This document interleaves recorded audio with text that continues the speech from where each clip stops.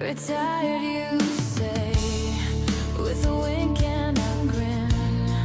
But the podcast is rolling, pulling us in. Your compass is love, with your kids as your guide. Shining seas wide, with vision and pride. Julie's here, who adores your spark. The dreamer who lights up the dark. James, you reach the skies no one dares. In your hands the future's caught unawares. That's to know what the hell were you thinking. You laugh as the yacht keeps the daylight blinking. Every day's a quest, not some disguise.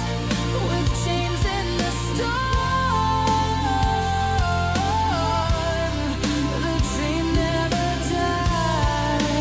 Tethered lights still flying high.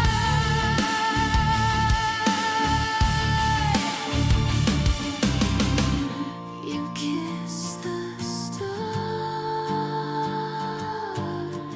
but never say goodbye. Not even gravity can pull you down. You're the wild, the wave, the crown. James, you reach the skies no one dares. In your hands the future's caught unawares. That's to know what the hell were you thinking. You laugh as the yacht keeps the daylight blinking. Every day's a quest, not some disguise. With James in the storm, the dream never dies.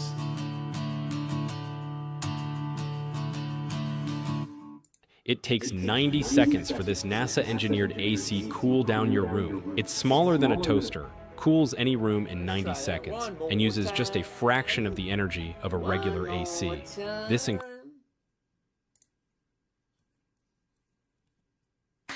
You dream in stars and dive into the deep, fixing the world while the rest of us sleep. Your heart set on giving, no matter the strain, building your legacy through What's love happening, and Coop? Nice to brain. see ya. Whoops. Julie knows that fire in your soul, the kind that lifts the broken. Can I move the camera? Yeah. James, you reach the skies no one dares. In your hands the future's caught unawares. That's to know what the hell were you thinking. You laugh as the yacht keeps the daylight blinking. Every day's a quest, not some disguise. With James in the storm, the dream never dies. All right, let's get the ball rolling. Retired, you. Alrighty. We heard that one. Let's get rid of that. Let's go right to there. Let's go right to there. Alright, I don't need that one. Get rid of that one. This one, put it way over there. I don't need that. That I don't need. That and that I do need. Oh, shit, I need the calculator. Hold up, need the calculator. Shit. Calculator, there it is. And there we go. And there you go. There, whoops. There, oh, come on. There we go. I think that's it. I think we are ready to roll. Yep. Ready to roll. Let's do this. Good evening, everyone. My name is James. This is Dividend Stock Talk, brought to you by the 10-Minute Trader, where I invest in dividend stocks for weekly cash flow, taking you along for the ride for a simple, safe, predictable, consistent 1% a week. Yes, I know nobody gets 1% a week. That's 50% a year. I know. I've heard it all the time. Who do we have down here? Sunny Days. What's happening? Nice to see you. Hello, hello. So let's see who's in the house. We got Nick over here. We got Coob. How's it going, Coob? So over here, we got, all right, who do we have? We have Ivan, Win Daggett, Cam, Koozie, Johnny Boy, Pico, Superfly. Okay, Superfly. I gotta like that name. Robbie Bobby, Sweet Den, Bolimo, Henry, Paul Coin. Okay. Biggerfoot, Yeti, Wick, African Prince wants to take a look at Tesla. T-S-L-A. We're going to get to that in a minute. Andy Bra, good evening. Adrian. Mr. Corp. You need the calculator. I need ice cream. I had ice cream with dinner. Chocolate. Yep, African Prince. We're going to get that in a minute. Thank you. All right, so who do we have over here? Johnny Boy, Juan, Donald, Michael, Phil, Rudy, Danny, Mi Young, Cliff, AAA, Vocari, okay. Joe Speed, Jesse, hey, it's Vinny, yo, Vinny, Ryan, Rick, Ricardo, William, I can't read that one, dude, sorry. Mr. Fox, Tyler, Kaylee. Hey, it's me, Beast. Hey, Beast, what's happening? Vipster! Paul Rudd, what's happening, Paulie? How's the golf game today? Paul Machado. Francisco, Daniel, Fresh. Iron Shell, good evening. Bonfire Rob, Dustin, Coco. Thoughts on AI bubble? Is it going to pop? Don't know, don't care. See, that's now, Coco, I don't mean to be rude in any way, shape, or form. Seriously, I don't. But here's the thing. I'm an old dude. I'm not interested in anything new. Sorry. Seriously, I'm sorry. Because in my younger days, when I was all for that, money thing, yeah. Yes, I would be looking at new stuff. AI has not been around long enough for it to blow wind up my skirt. So I don't get excited about it. Because at my age, don't take this wrong, but at my age, I want safety. I want predictability. I want consistency, profitability, and safety. I said safety twice because it's safety. I don't want to have to go back to work, okay? If it wasn't for me getting 1% every single week from my portfolio, I would have to go back to work. Because the amount of money that I have, well, it's a lovely amount. But if I wasn't getting 1% every single week, I would have to go back to work. Okay, nobody gets 50% a year. At least nobody I know of. But I get 1% a week. And that works for me. So AI has not been around long enough to show me that it's safe for me to put my money into it because I don't want to take any risks. Sorry, I just don't do AI. I don't do IPOs. If it's less than 10 years old, I don't even want to look at it because it's nothing but a waste of my time. Now, I'm saying that because there's 11,497. We checked on Sunday. Sunday night, we checked. Hold on.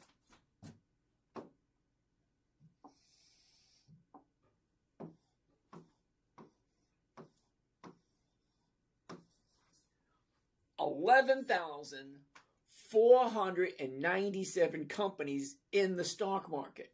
We can invest in any single one of them. Now, there was one yesterday, it jumped up over 1,000%. Or was that 2 days ago? Monday, it jumped up 1,000%. Well, great. It was a penny stock. I don't do penny stocks because they're risky. So out of all the penny stocks, well, yeah, there was one that jumped up 1,000%. Yay for whoever got into it. Wasn't me because I don't look there. Okay, so there's always something going up.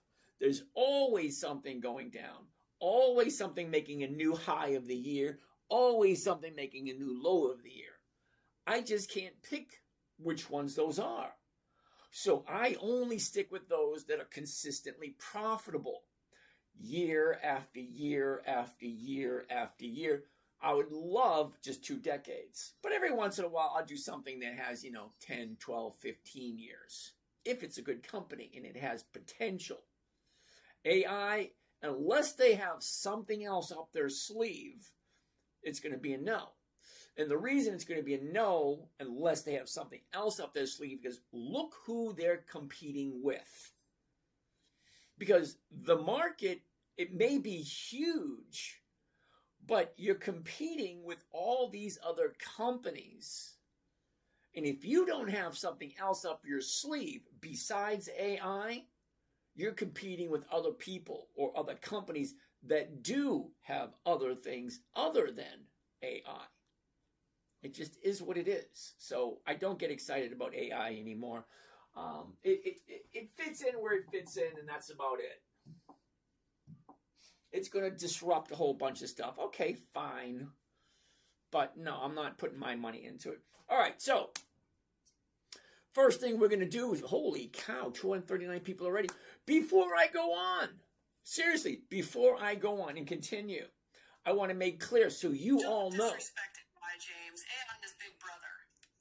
Well, hello, and thank you for that. Before I go on, I just want to let you know that, number one, I don't text. I don't Instagram. I don't WhatsApp. I don't Snapchat. I don't I don't do any of that stuff. If you want to have a conversation with me, pick up the phone and call me. Or drop your phone number, make an appointment, and I will call you. If you think you are having a conversation with me and you do not hear me at the other end of the phone, yeah, it's not me. Okay, I get phone calls, I get texts all the time about me doing inappropriate things. And that's not me. I just don't do that. I am old school. I get all this gray hair and it's receding. It's like I'm getting older and older and older. I have no time for this bullshit. Seriously, I don't. You want to have a conversation? Pick up the phone and call me. I don't text, I don't Instagram, I don't do any of that stuff. Sorry, it is what it is. So, that being said, let's see what we have first. First thing on the list today is going to be Tesla. One of the reasons why I don't do other AI stocks is because Tesla has its own AI. Well, it's not the only thing they do. They have AI, they have the computers, they have the solar, they have the batteries, they have what other things? He's got the cars. He's got the self-driving cars. He's got the robots. He's got so much going on, along with AI. So it's not just AI that he's doing. He's doing AI. He's doing rockets. He's doing solar. He's doing this. He's doing that. He's doing that. So if I'm going to do any AI company whatsoever, it's going to be Tesla, because he has his hands into more than one cookie jar, not just one, a whole bunch of them. So let's take a look at Tesla. First thing I always want to do, and it's always, always, always, always the same thing every single day. A, B, C, 1, 2, 3. I look for 5 things. I want to see the 1-year chart first. First thing I always want to see is the 1-year chart. I'm looking for 5 things. It takes me 2 seconds. Seriously, it takes me 2 seconds. Take a look. Top, bottom is, where's it going? That's 2 seconds. So it might take you 3, 2, 3, 4 seconds. Big deal. I'm looking for 5 things. Where's the high of the year? Where's the low of the year? Where was it a year ago? Where is it now? And where is the money flowing? Right now, she's dropping. So no to Tesla for this week. But if we zoom in, see the last 30 days, we see that 30-day bottom is here, shoots up, hits a 30-day high here, drops back down. Monday is the new bottom. Today is 1 day up. Well, I want 2 days up, and then on the 3rd day, I'll jump in. So I like Tesla, I do, because you cannot get away from the dude. You can't. Okay, you look in the future, 20, 30 years in the future, Tesla's still going to be around. He's got so much going for him, there's no way he's going to disappear. So, 1 day up from yesterday's bottom. New bottom yesterday, today's 1 day up. Great. So 1 day up, we write that one down. TSLA, 1 day. And then yesterday, we came up with almost 20 companies that were 1 day up yesterday. So I'm kind of curious, what did they do today? So if you guys run out of stuff to look at, I got a list of stocks that we came up with yesterday that I'd like to take a look at today. All right, so no to Tesla for today.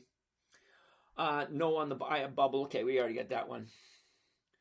All right, what else do we have? Riz, RJ, Tommy, Greg, Kai from the D. Okay. Jin Clay, nice to see you again. Mick, Norwes, Anthony, Top Bdor. Okay. OG, Jack, Petra, RJ. Rich wants to take a look at ExxonMobil. Now, Rich, I'm going to tell you right from here, I'm not going to do any oil stocks until they figure out what the hell is going on. Micron? Hell no. RJ, come on. Take a look at me. What is it about me that makes you think that I'm going to put $1,000 into one share? That's $100,000 for one position. $1,000 per share company, that's $100,000 bare minimum. No. I don't do anything over $400. $1,000 is just makes me uncomfortable. FCU Chi, what's happening? Fokuchi, I'm just going Fokuchi. Okay, anyway, INFQ. What the hell is that? IFNQ. Oh, wait a second. We're still looking at. Oh, wait a second. Ooh, I missed all these. Ooh, boy, oh boy, oh boy, oh boy. Where are we? Oh, Tesla, right there. Here we go. All right. Meh. 91. What kind of a name is that? Meh. What's your name? Meh. Anyway, so let's take a look at ExxonMobil. Here's the top. Here's the bottom. Here's what it was. Here's where it is. Look, it's up, down, up, right there. It's going to be a no for me for two reasons. Reason number one. Now, don't get me wrong. I love ExxonMobil. I do. But I'm not doing any oil stocks as long as there's crap going on in the Gulf. I mean, there's some weird shit going on over there. Who knows what's going to happen? But the other reason why I'm saying no to ExxonMobil, look at the last 30 days. 30 days ago, we're down here at 135. And then she jumps up to 151. That's a big jump. 135 to 151. Okay, that's 15. Fuck nuggets. 15. 145. 6, 7, 8. All right, $18. So $18 on $136 stock, that's at least 13%. So from the bottom here to the top here today, it's about 13% jump. So ask yourself the question, if you bought something 3 weeks ago and it jumps up 13%, would you take it? Or would you hold on to it and let it ride? Let it ride or take it? See, because the profit, 13%, you're not guaranteed that until you take the profit. Stock moves up over 10%, I'm jumping out. Actually, if you go up 5%, I'm jumping out. Because I have no desire to hold on to anything long term. None. My idea of long term is 30 days. 30 days. All right, so INFLQ. All right. All right, let's do this one just for the fun of it. Covered call. I need my glasses. The 152.50. There it is right there. All right. First one on the list for today. ExxonMobil. All right, here we go. One covered call. XOM. That's ExxonMobil. 24 July. That's only 3 days away. Is that right? Yeah, today's Tuesday. Is today Tuesday or Wednesday? What the hell is today? Holy shit. This is what happens when you retire. What the hell is today? Today's Tuesday. Okay. All right, so today's Tuesday, so we got 3 days left. Wednesday, Thursday, Friday. So what am I going to get for 3 days? I'm going to get $232. It's going to be $15,000. But what is the rate of return? To get the rate of return, we got to use our calculator. We got to divide the profit by the investment to give me the rate of return. Okay, so what am I looking for? I'm looking for 1%. All right, now if it doesn't work, I still like ExxonMobil. But do I want to go into next week or do I want to do this the week? This is why I do weekly options, because every single week I can bring in cash flow from my portfolio. Ronald, oh, wait a minute. Ronald Chandra. Ronil Chandra. Is that right? Ronil Chandra? Okay. How's it going? Ronil Chandra. Okay. 232. 232. And we're going to divide it by, I got my glasses and I'm squinting. $15,018. Oh, now that's just not right.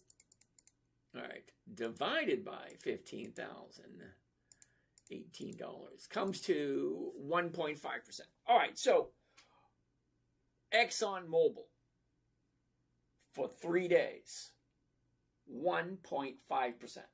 1.5% for 3 days for ExxonMobil. If and only if you actually like the company and you think it's worthy of your money. Because I have to say that because a lot of people think I give suggestions and I give recommendations. I don't.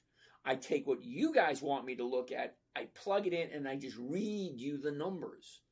Whether or not you decide, that's a you thing. Too many times people come back to me and say, James, you recommended. No, I don't make recommendations. I make observations, and there is a huge difference between the two. Rich asked me about ExxonMobil. I put it in. The numbers, there they are, and it's paying 1.5% for 3 days if and only if you actually like ExxonMobil. Oh, look at this. I just lost 20 people for saying that. It is what it is. All right, 1.5%.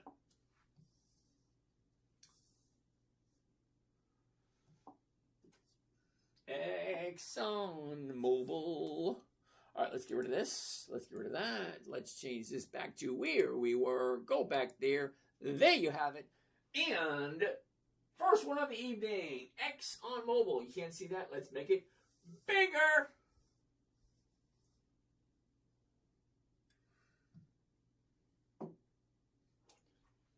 One covered call, XOM. 24 July, that's 3 days away. That's this coming Friday. The 152.50 call option. Oh, the stock's at 152 right now. All right, anyway. All right, 232 is the profit. 15,000 is the investment for 1.5% for 3 days, if that makes sense to you. So let's keep on going. Let's keep on and keep it on. Here we go.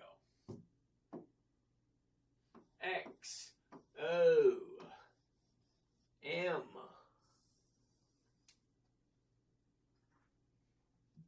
That's one. We got 4 more to go. What do we got? Meh 91 wants to take a look at INFQ. What the hell is IFNQ? Well, let's find out. IFNQ. IFNQ.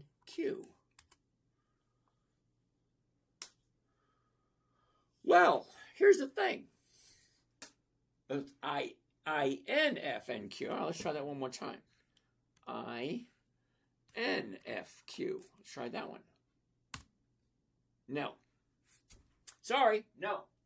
August, September, October, January, I don't do monthlies. There's a huge difference between a monthly optionable stock and a weekly optionable stock. Monthly, August, September, October, January, March, blah, blah, blah, blah, means I can only trade it once a month. Once a month. No, that doesn't work for me. I want weekly, which is every 7 days. So no to INFQ, whatever the hell that is. Inflection. Oh, okay, interesting. All right. BTC. Trey Woodruff. How you doing today? Trey, BTC is Bitcoin. I broke the rules. Panda71. You got to explain that one to me. So anyway, Trey, Bitcoin. It's not a dividend stock, so no.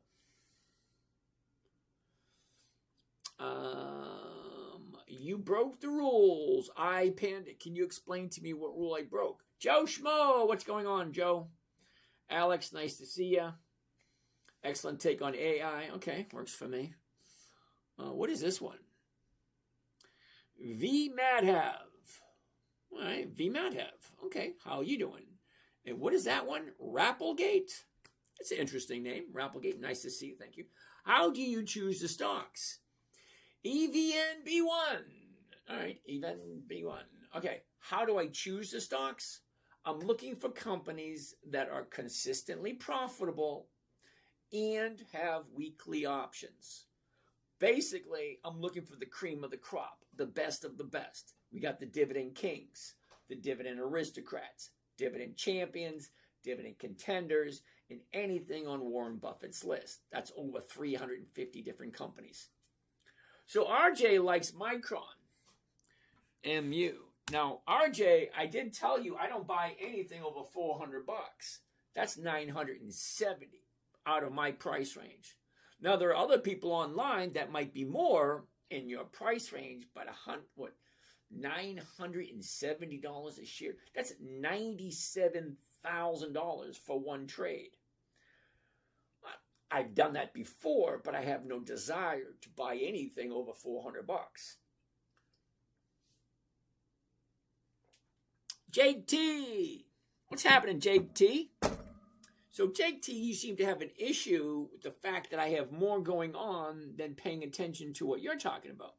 So, let's see what's doing. Norbert, hi. Hey, Hall Paint, what's happening? What's the starting capital needed to trade your strategy? $5. Isn't that weird? $5. Kissable, nice to see you. What's the starting capital? Second time you ask. What's the starting capital? That's the third time you ask. Hi. How do I learn from the start?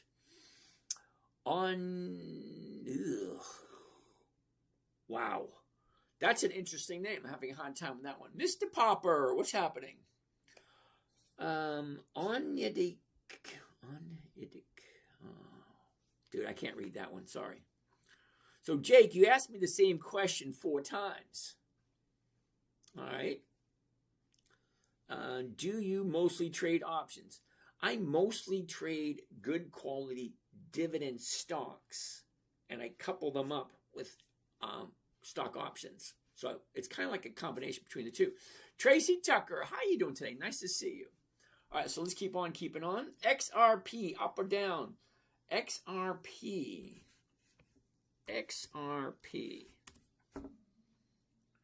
Well, 2 things. Number 1, XRP is not on my list because I don't do monthly options. That's number 1. Number 2, XRP went down, up, down, sideways, down. Now she's going back up again. Not that it's what do you call it, a recommendation?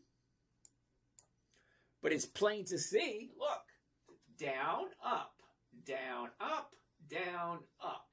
So she's going up at the moment. It's not that I'm going to trade it. I just don't. No, I don't. No, hasn't been around long enough. Doesn't pay dividends. It's a monthly optional stock. No, and no. Trey, up. What the hell is up? What's up? Sorry, up's a monthly. No. How do you choose the stocks? Oh, didn't I already say that? Dividend kings, dividend aristocrats, dividend champions, dividend contenders, and anything on Warren Buffett's list. That's 5 lists I just gave you. You can go to Google and put into Google search Dividend Kings list, 2026, Dividend Aristocrats list, 2026, so on and so forth. But mainly, I'm looking for companies that are consistently profitable and have weekly options. Now, when I say consistently profitable, I would prefer 2 decades. That's 20 years of increased profits. That's my preference. Okay, who do we have here? Modo, Ralph, what's happening? And Rick Garcia? All right, Rick, how you doing too? All right, so let's keep on keeping on. All righty. All right, he likes Micron. Okay, crypto, better buy barbecue. Okay. Zia, Susie, Manny, RJ. Yeah, but it moves $100 a day easy. I get that. Honestly, I do. But you're misinterpreting, RJ, what I'm looking for. I'm looking for safety. I'm looking for predictability. I'm looking for consistency. I'm looking for profitability. And I'm going to say it again, I'm looking for safety. Okay, I'm 62. I have no desire to go back to work. Okay. RJ likes Amazon. AMZN. AMZN. Well, Amazon looks like she's going up. Here's the top. Here's the bottom. Here's where it was a year ago. Here's where we are now. Up, down, up, down, up. So she's going up, but is she? Let's zoom in a little bit closer. But before I do, if I buy it 247, I can sell the 247s, pick up 340, so I can still pick up 1% this week with Amazon. But here's your last 30 days. Look at the last 30 days. The high is there, the bottom is there. She dropped, shot up, now she's coming back down again. Well, stocks go up. Ow. Stocks go up until they're done going up. And then they go down until they're done going down. So it's going to drop, find a new bottom, and then turn around again. That's about another week or two. So we'll put Amazon down for about 2 weeks, and then we'll take another look at it. I need a new book. I need a new book. Is that this one? All right, because my last book is full. There it is, WMB. So here's my new list. What else are we putting on this one? AMZN. Come on, new book. I gotta fold it so it folds right. There you go. So AMZN for AMZN. All right, there we go. Next. Ooh, yeah. All right, AXP, American Express. AXP. Oh, just missed that one. The high was last week. She shot up, pulled back, back up. Now she's coming back down. No for this week. Looks like about 2 or 3 weeks for this one. See, here's your bottom. Shoots up. Profit taking, stock starts to drop. It's just like a merry-go-round. It goes up, it goes down, it goes up, it goes down. Well, great. The high was last week. Now it's dropping. Great place if you want to buy puts. If you want to go the other way. All right, what else do we have? What else do we have? All right, Scott Whitty, how you doing today? Pro Moderator. Nice. How you doing, Moderator? Okay. Tesla. We already did Tesla. Jin Clay. Nice. Nick, if a company is at a 30-day high but has an upcoming dividend, would I buy it? No. See, I don't buy anything at the high because it just doesn't make any sense. You got to remember, there's 11,947 different companies. 30-day high, when have you ever heard anybody say, hey, look, it's at the high. Let's buy it and wait for it to go higher.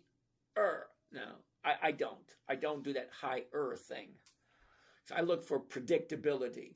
And when you're at a 30-day high, there is no predictability there. All right, Mike Iwicki wants to take a look at Intel. INTC. Nice. That's what I'm talking about, Mike. Take a look at that right there. The top, the bottom, where was it? Where is it? Look at this. Up, down. Now she's turning around going up. The 105s. The 105s are going for 6. Yeah, that's nice. So let's take a gander. Last 30 days. Now you can't ask for better than this. 30-day high. 30-day bottom. Monday was higher. Today was higher. That's 2 days up. New bottom right there on Friday. Monday's 1 day up. Today is 2 days up. You get the high here at 140. Drop down to 90. That's a $50 drop. Now she's going back up again. How high is it going to go? Nobody knows. But here's the thing. You hear it all the time. Buy low, sell high. Okay? Well, the low was 2 days ago. Yesterday was higher. Today's higher, that's 2 days up. So if tomorrow is above 105, I will jump in because I want the third up day. 2 days up. On the third day, I'll jump in. So this is a hell yeah. Let's do this one. Get out of that. We're at 105.45. Covered call. The 105s. This is what it looks like. You ready? One covered call, INTC, which is Intel, 24 July. That's 3 days away. The 105 call option, 485 is the profit, 10,000 is the investment. Well, only the well, I could do it in long form, but I'm not going to. I'm just going to use the calculator. Calculator, you ready? 485. We're going to divide it by the cost of the trade, including commissions and fees. $10,015. $15 comes to a grand total of 4.8. 4.8% for 3 days. Only if you actually like Intel. And it's always the burden. Well, what company should I put my money into? I can't answer that question for anyone because we're all on our own separate journey. You may like Intel. You may not like Intel. You may like Intel, but you might not like it at this current price. What is it? 107. Well, I'm doing the 105s. Okay, so we're going to save this one because it's paying 4.8. I like 4.8 for 3 days. But never buy it unless you plan on holding it long term, because that just doesn't make any sense. Why would you buy something? This is the worst baseball show ever. Thank you there, Scotty. Always need a good laugh. All right, let's get rid of this one. Get rid of that. Back there. Back here. Let's read this. You ready? Shazam. Whoops. There we go. Wait a minute. Right there. One covered call. Intel. INTC. 24 July. That's 3 days away. The 105 call option. Well, it's paying $485 for one contract, but each contract's going to cost me 10 grand. Well, the way I'm looking at it, okay, I'm 62. I put in 5 decades. That's 50 years. My first job was in 1974. Okay, so at this point in my life, I get 6 figures. Okay, so figure it out. So let's say, hypothetically speaking, I have 100,000. Because I'm 62, I should have at least 6 figures. Okay, if you've been working 5 decades, you should have at least 6 figures by the time you retire. Fine. So 1% of $100,000 is $1,000.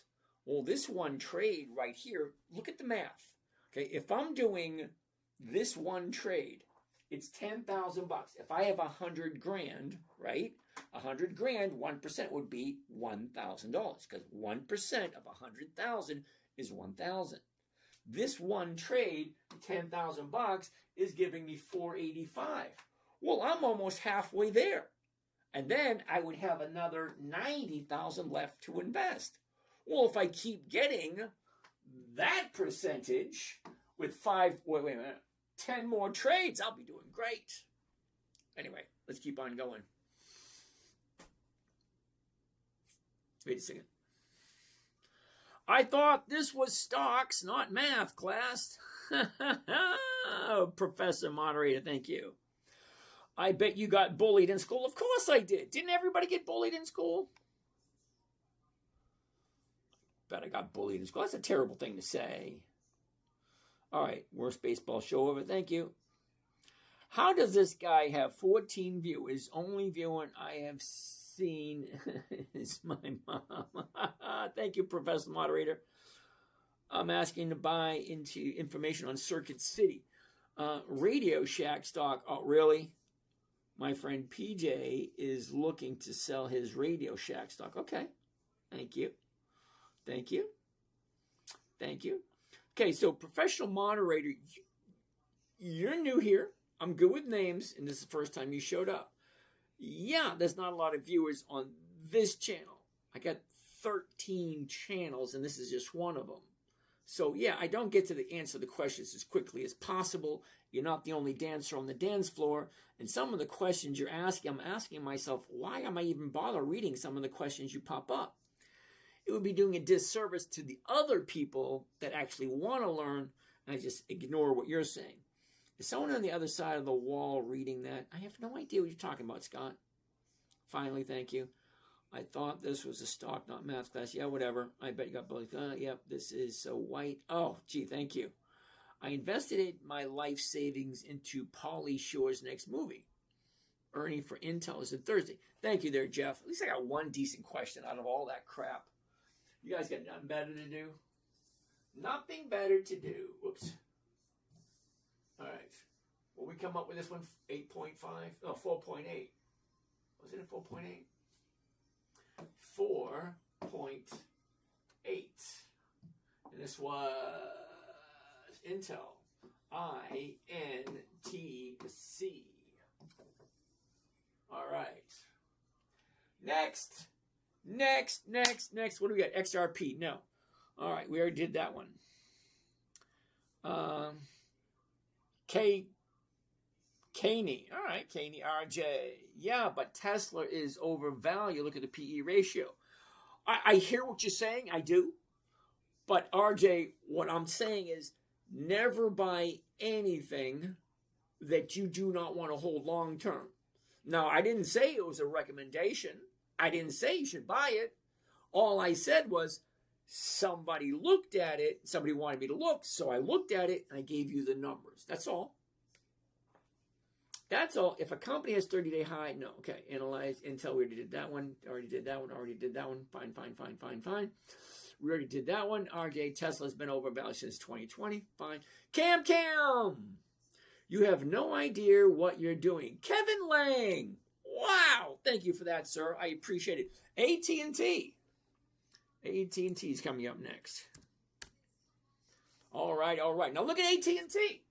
Here's the top. Here's the bottom. Here's where it was. Here's where it is. Up, down, up. 22.26.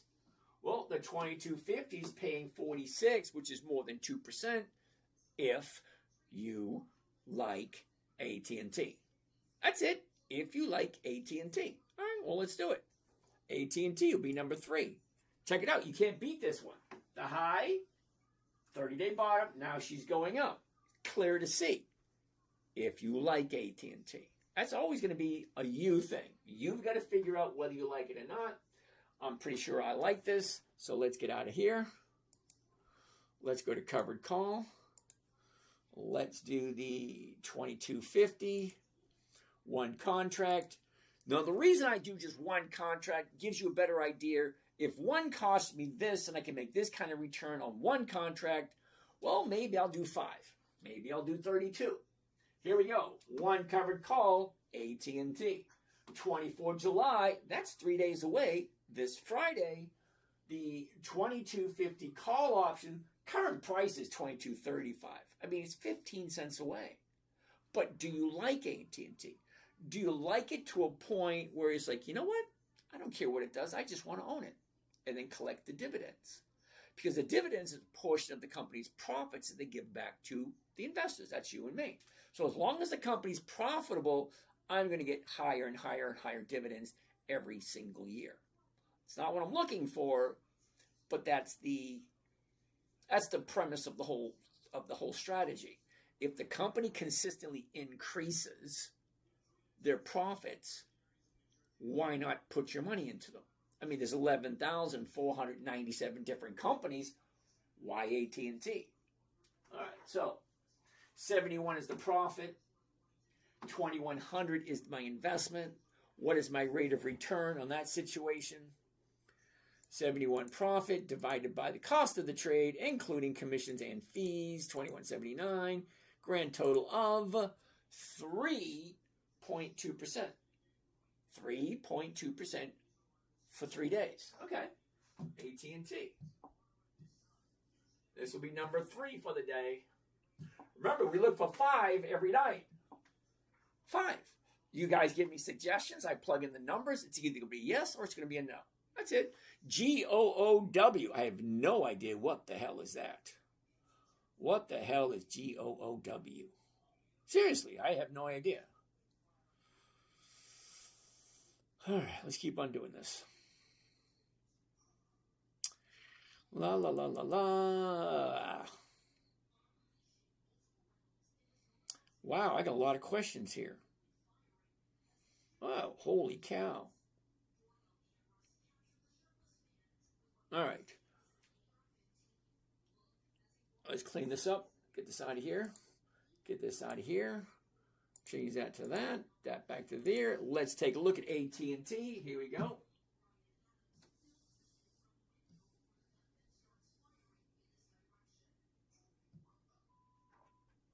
One covered call, AT&T, 24 July 26. That's this coming Friday, only 3 days away. 225.50. Well, they're 22.25 right at the moment. Okay, fine. 71 is the profit. 2100 is the investment. For what was it? What was it? I forget the price. 3.2%.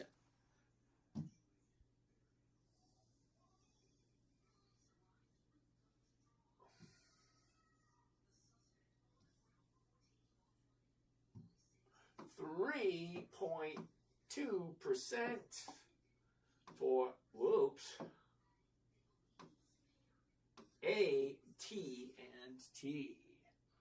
All right, so we need 2 more. That's it. What do you got? 2 more. Let's do this. Okay. Kevin Lang, thank you very much. I appreciate it. Univision, we already looked at Tesla. Meh, 91. INFQ is a no. CPHI, that's a yes. Edwin, let's take a gander at it. Ryan, what's happening, Ryan? Let's take a gander. What you got to say there, Mr. Ryan? Ryan, I am currently have 8 companies I'm holding on to. They're all a bit lower than I paid for them, so I'm waiting for the price to go up to make 1% or higher on the covered calls. Okay, Ryan, you do realize that's not a question. That's more of a statement. So I'm kind of curious, what's the question? So I understand what you're doing. You got 8 positions that are all down, and you're waiting for them to go up before you can get your 1%. That's not a question. It's a statement. All right, earnings tomorrow. Got it. Edwin, CPHI. What the hell is that? CPHI. Hell no. Dude, really? Edwin, seriously. Does it have dividends? Does it have weekly options? Is it consistently profitable? No. All right, what else we got? African Prince, thank you. All right. Crypto Mole.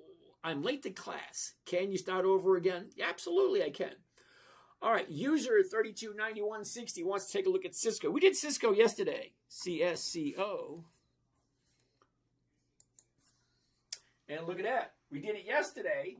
The bottom, 1 day up, 2 days up, 3 days up. Here's a 30-day high. She finds a 30-day bottom. Now she's shooting up. She's at 112. The 112's going 185. I'd like to take credit for again, but we did Cisco yesterday.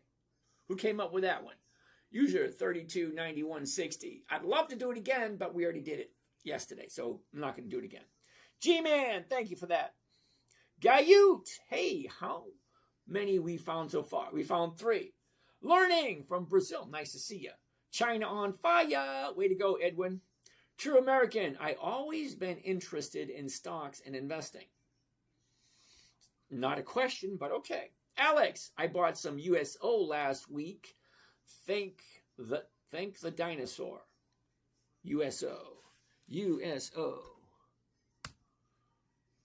Okay, interesting. All right, United States oil. I see what you're going at this one, but you bought it last week? Okay, so Alex, the question I would have for you this week, okay, last week we're down here, now we're up here. So the question, Alex, is, are you going to let it go this week, or are you going to hold on to it?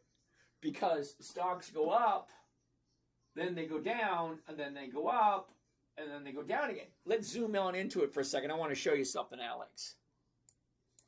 All right, so Alex, you got your bottom right here, 102. Okay, 102, she jumped up to 128.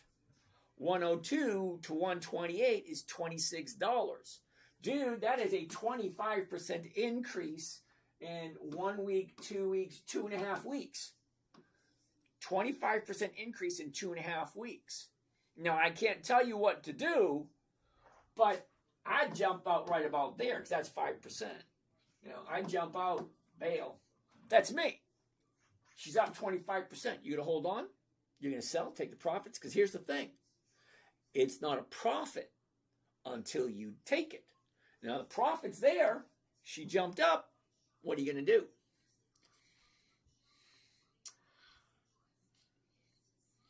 Alvaro, Netflix, NFLX, Netflix.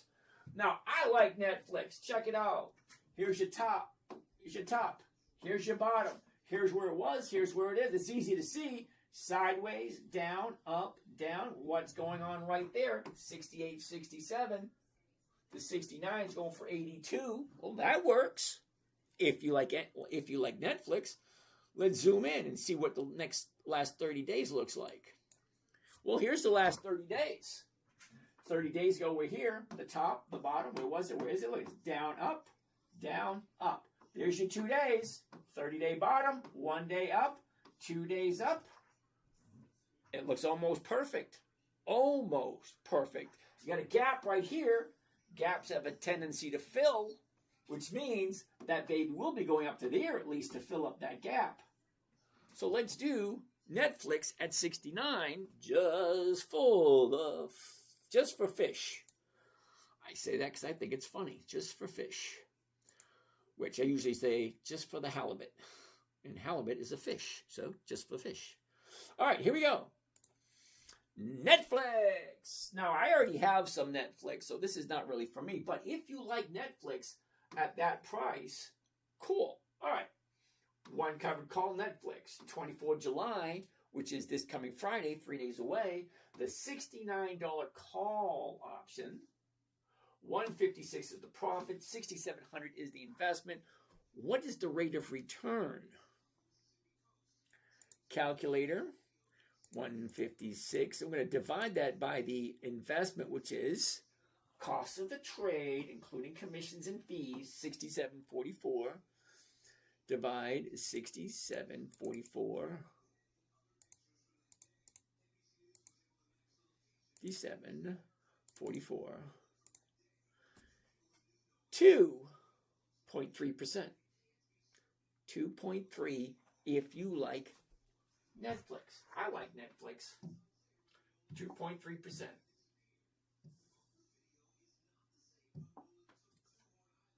All right. Let's check it out. All right, let's clean this up. Get rid of that. Get rid of that. Get rid of that.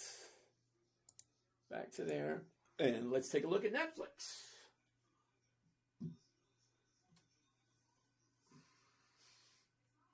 NFLX.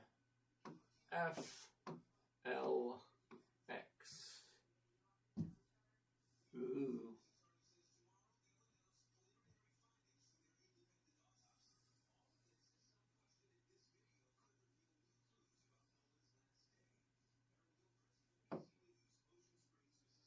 One covered call, NFLX, Netflix, 24 July 26th. That means this Friday, 3 days away, the $69 call option. There's my profit. There's my investment for, what was it, 2.5? 2.3.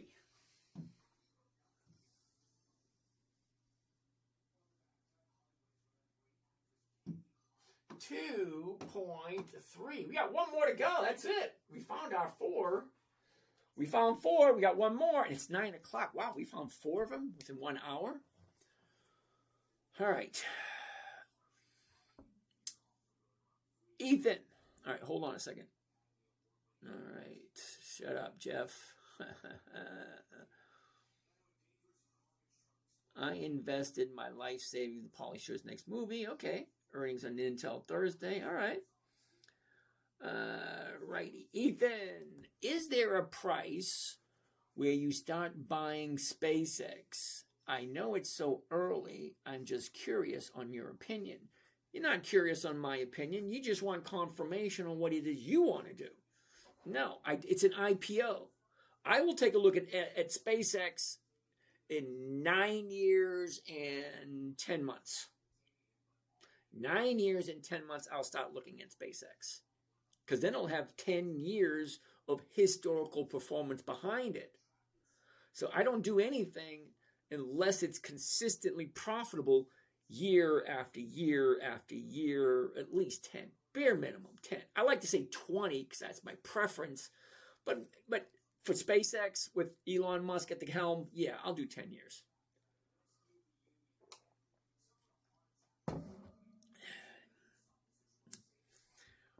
AI agent wants to take a look at Costco. Costco, really? COSC. Well, number one, it's going to be a no. I don't buy anything at $900 a share, and she's dropping like a rock. No, thank you. RDDT, Reddit, really kissable. What are you doing here? You on the other channel up there. All right, anyway. Is that Reddit, RDDT?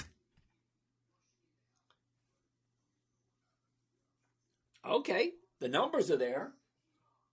Okay, 185, the 186s, the 187s, 415. That's moving. Here's the top, here's the bottom, here's where it was, here's where it is. Look, it's up, down, up. What's going on right there? Looks good. If you like Reddit, okay. Well, there's your last 30 days. Let's go this way. Last 30 days. There's your high. There's your low. Here's where it was. Here's where it is. Down. There's your 30-day bottom. Up. There's your 30-day top. There's your profit taking. There's your new bottom. 1 day up, 2 days up. Right there. That's it. If you like Reddit. It's weird that it goes that way. It's that you guys... Now, see, I'm broadcasting on 13 different channels. So whatever channel you're on...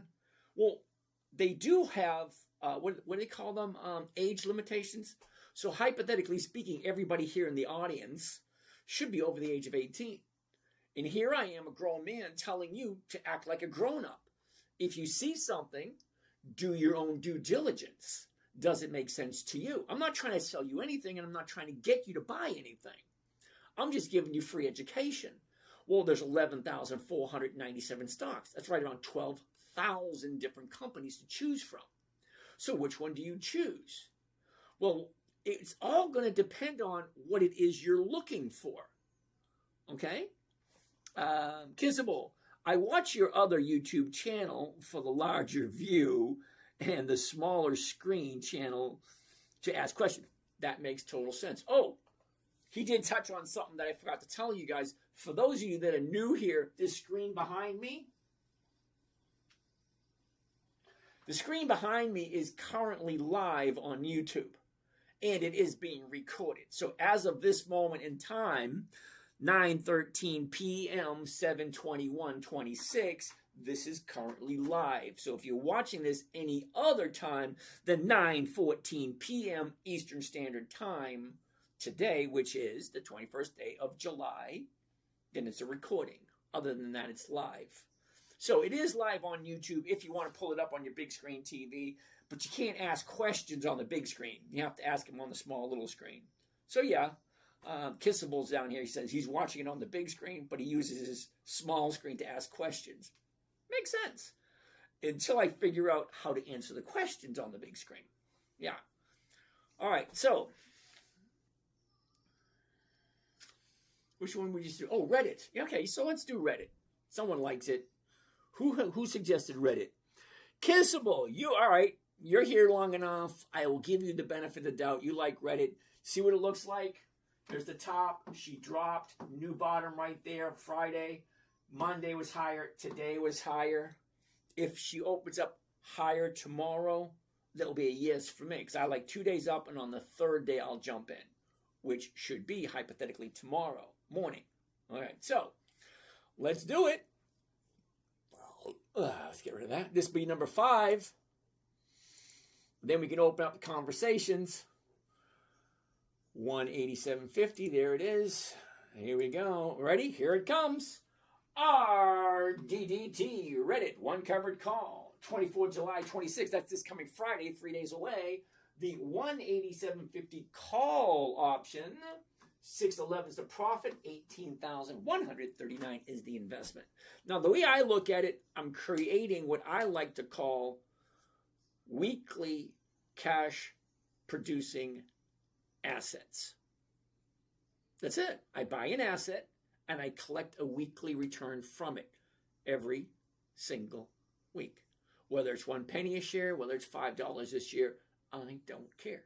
As long as I'm making at least 1%. You take my whole portfolio, put it all together.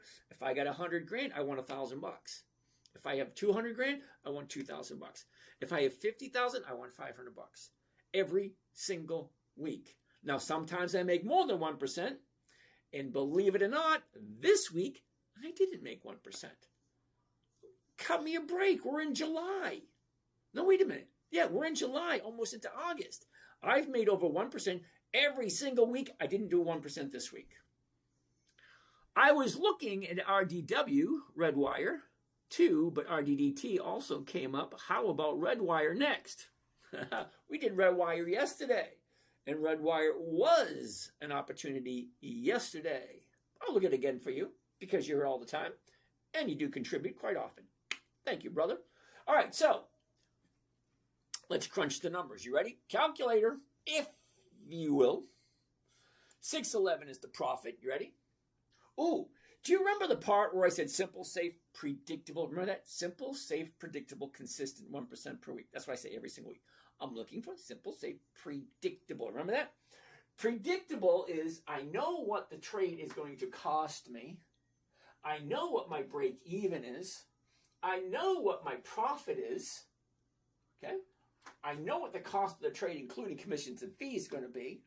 I even know what it's going to cost me if I was going to do margin, which I don't suggest anyone to do margin unless you really, really, really, really understand the risks to go along with it.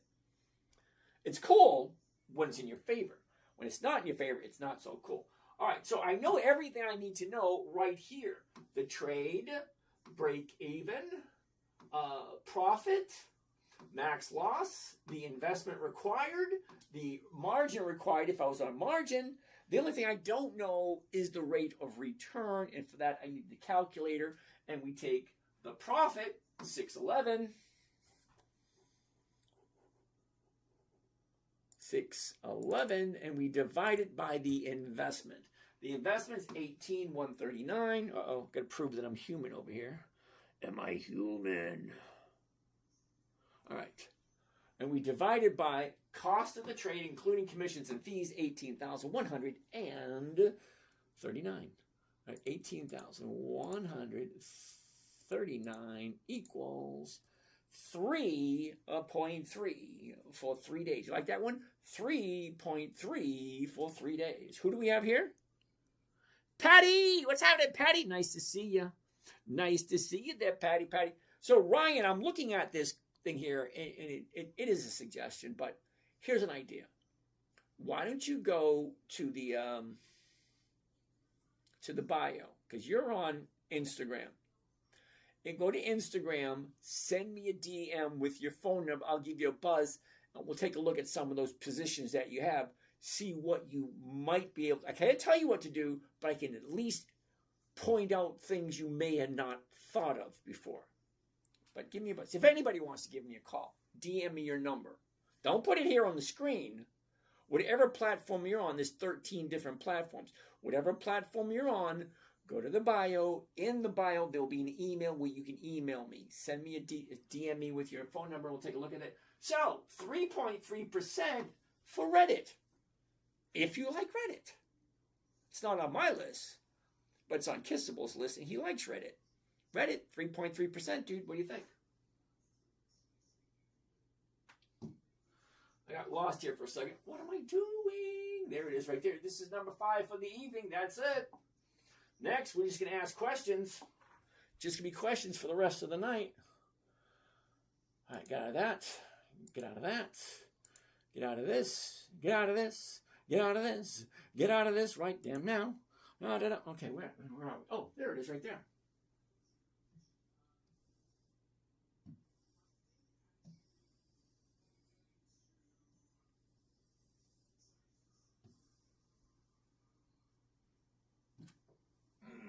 Yeah, check that out. One covered call, RDDT, Reddit. 24 July 26, that's this coming Friday, 3 days away. The 187.50. 611 is the profit. 18,000 is the investment for a 3.3% for 3 days. Isn't that good? 3.3% for 3 days. Because the options expire on Friday. Every single Friday, the option expires. Well, not really, because options expire on Saturday, but at 3:59 p.m., that's our last opportunity to do anything. But they do expire on Saturday. But we can't do anything on Saturday, that's why we say Friday. Whoops.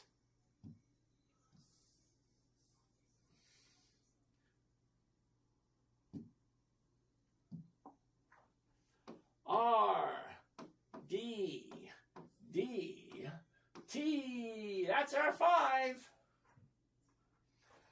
5, 5, 5. Let's sing a song of 5. How many is 5? Uh-oh. Gotta prove I'm human. All right, let's do this.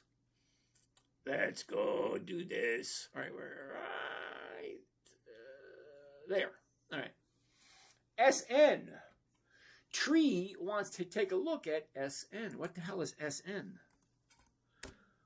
Hell no. Okay, Tree. I don't do monthlies. August, September, December, January. No. That's all he likes. Tesla. Edwin, terribly sorry, dude. No. Tesla's not the only thing I like. I have about 350 different stocks I look at. So, Edwin, you're wrong. All right, what are we looking at here? Uh-oh. All right, where did Netflix? Tony, Starbuckies.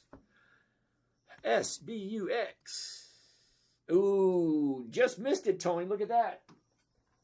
She shot up nicely. Now she's coming back because that's what stocks do. Look at that. She started out at 99, jumped up to 109. Now she's dropping. So maybe in a week or two, if we want to take a look at Tesla again. Not Tesla. Starbuckies. SBUX. I'll take a look at that again in a week. All right. What else do we got? Midi-chlorian. Midi-chlorians. Cool. Mukbangangs. Wendy's. Really? WEN. Now, see, I don't like Wendy's, but the reason I don't like Wendy's is not what you think. Okay? See, here's the stock. She's shooting up. But look at this. 0, 0. See, there's too many zeros there. So when, it's not an if, when the stocks go down, I can't sell calls against it because there's no numbers there. It means I'll be getting a 0. Oh, Kissable wants to take a look at Redwire. RDW. RDW, Redwire. Ooh, you picked 2, dude. 2 good ones.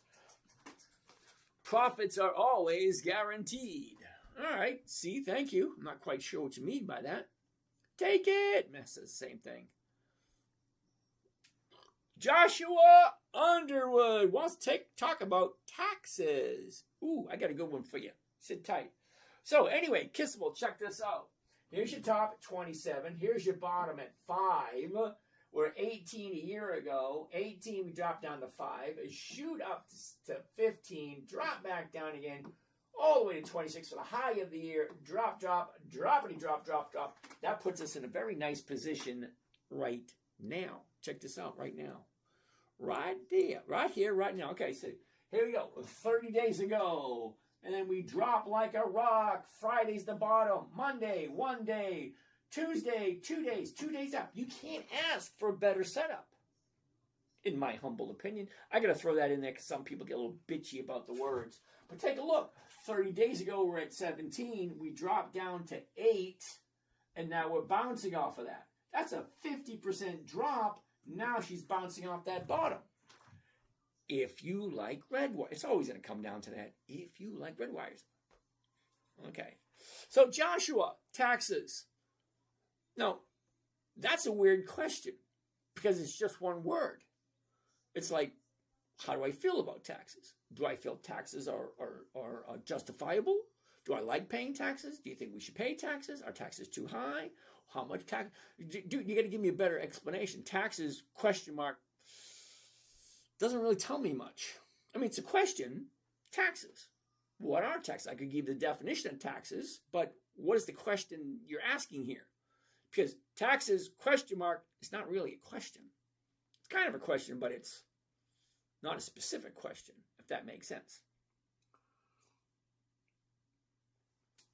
C, I have something for you. C says profits are always guaranteed. What I like to say, C, is it ain't a profit until you take it. Crypto motive. Crypto Vimol. Tuesday. Eddie Carson. Tuesday. I'm pretty sure Tuesday is not a stock symbol. Tues.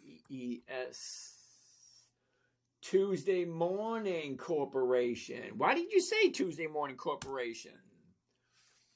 It has no options, so we're going to say no. Sorry, no options, no thank you. Okay, mukbang. Andrew wants to take a look at Wolf.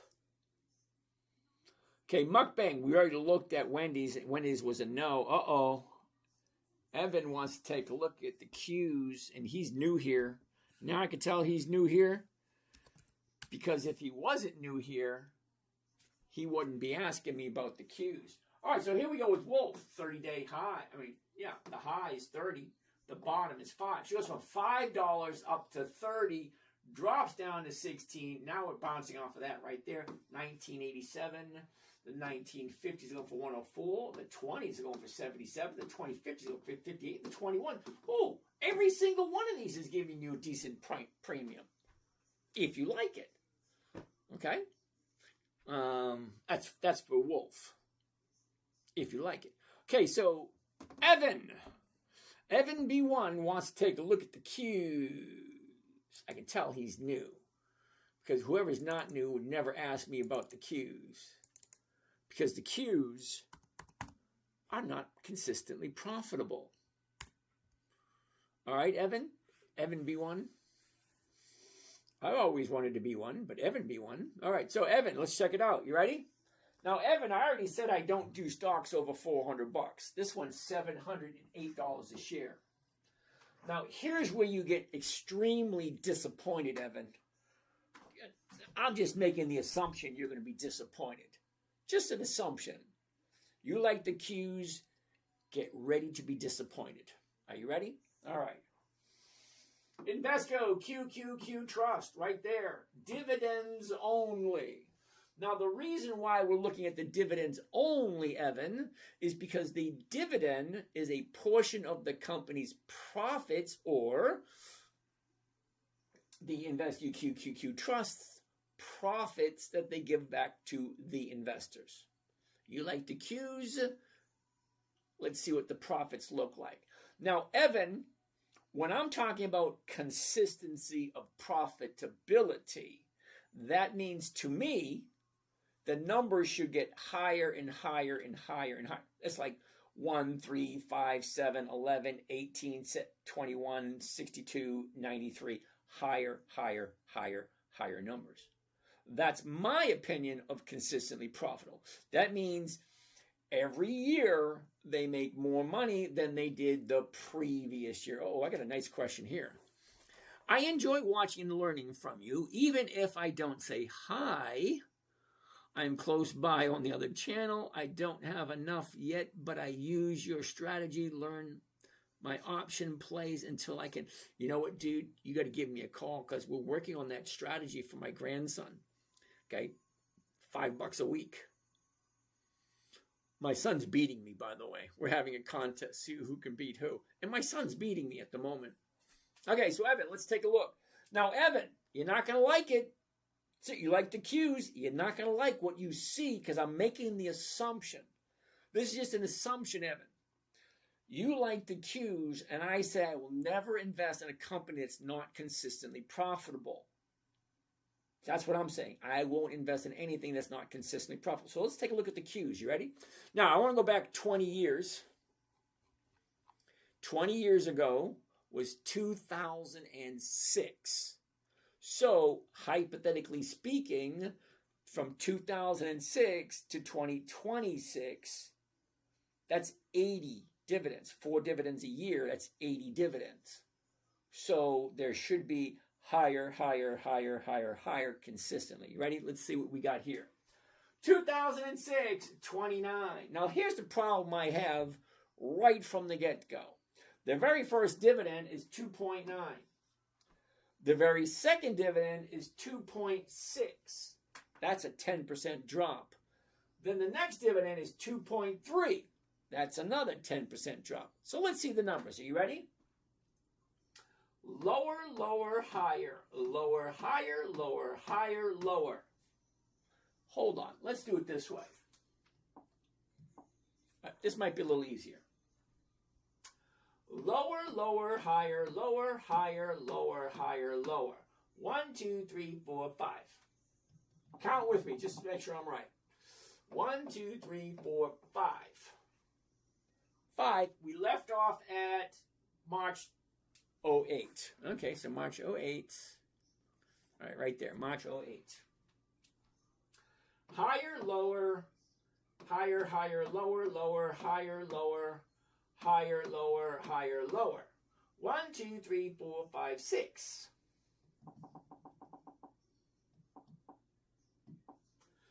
One, 2, 3, 4, 5, 6. Wait a minute, we're not done. We got a long way to go. December 2010. Hold on. December 2010, right there. Okay. Lower, higher, lower, higher, lower, higher, higher, higher, higher, lower, higher, higher, higher. 1, 2, 3, 4.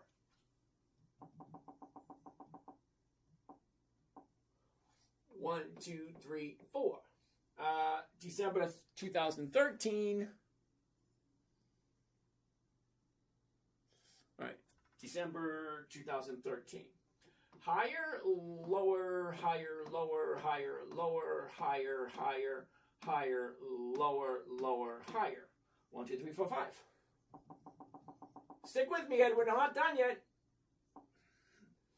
1, 2, 3, 4, 5. September 2016. Hold on. I'm still at it. Evan, hold on. September 2016. Right there. Okay.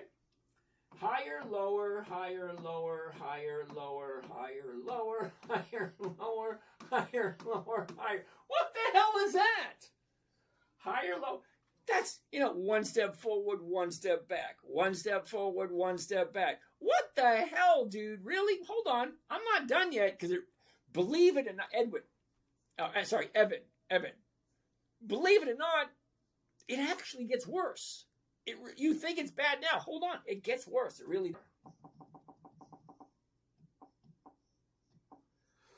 1, 2, 3, 4, 5, 6. All right. We left off at December 2019.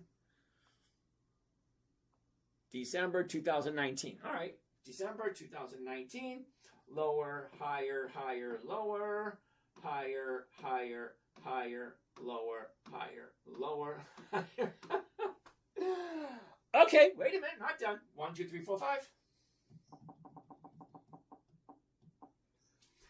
1, 2, 3, 4, 5. Now we left off at March 2023. This should take the rest of it, right? March 2023. Almost, not quite. March 2023. Damn it, get the hell out of the way. Okay. Higher, higher, higher, lower. Higher, higher, lower, higher, lower, lower, higher, higher, lower. 1, 2, 3, 4, 5.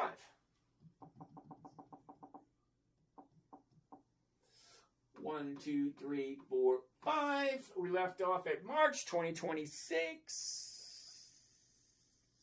One more higher. Okay, so here's the thing, Evan. You ready? 1, 2, 3, wait a minute. 5, 10, 15, 20, 25, 30, 35, 36. 36 out of 80. Okay? So in 20 years, 4 dividends a year, that's 80 dividends. 80. 36 times it went down. Let's do the math on this for a second. Bring that calculator out again. We're going to do 36, and we're going to divide it by 80, because that's how many there are. Divided by 80, 45%.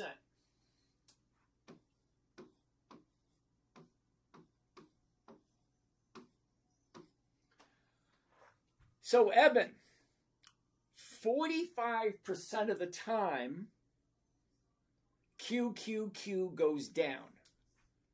So explain to me why you think QQQ is a good investment if it goes down 45% of the time. Now, granted, it's not 50% of the time, which is a 50-50 deal.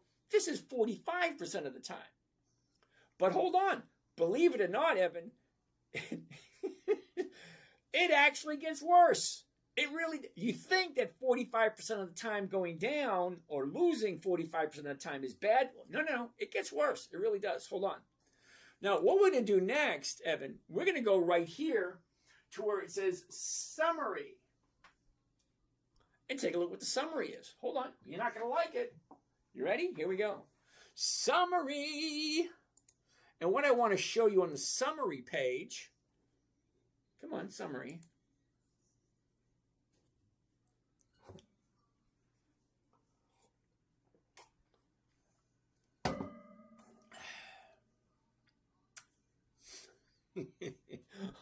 Hold on.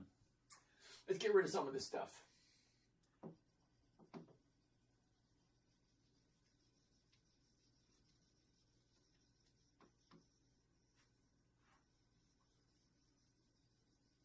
Okay. So 45% of the time,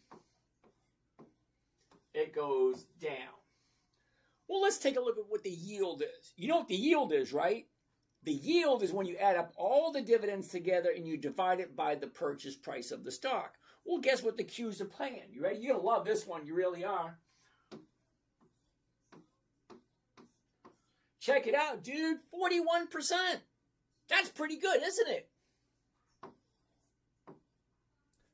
No, dude, it ain't. It's 0.41%. That's not even a 0.5%. Number one, it goes down 45% of the time. Number two, you're getting not even a 0.5%. You're getting 0.41% for the year. Okay, inflation is over 3%. So if inflation is over 3%, you're making less than a 0.5% on a stock or a company, and whatever the fuck you want to call it, QQQ, that goes down 45% of the time. And you're trying to tell me that it's a good investment. Am I missing something? Anybody want to tell me what I'm missing? Because these aren't my numbers. These are someone else's numbers. This is Yahoo Finance. Yahoo Finance gets a shitload more money than I do. I'm just reading the numbers. 45% of the time it goes down, and the yield is 0.41, not even a 0.5%. And you think that's good. I'm missing something, aren't I? Norbert, I mean to sell a call on Tuesday. What are we selling a call on, Norbert? Okay, wait a second. What are we looking at? All right, hold on. Okay, Norbert says, so Tuesday is a good day to buy. I mean, it gives you the second candle confirmation. Okay.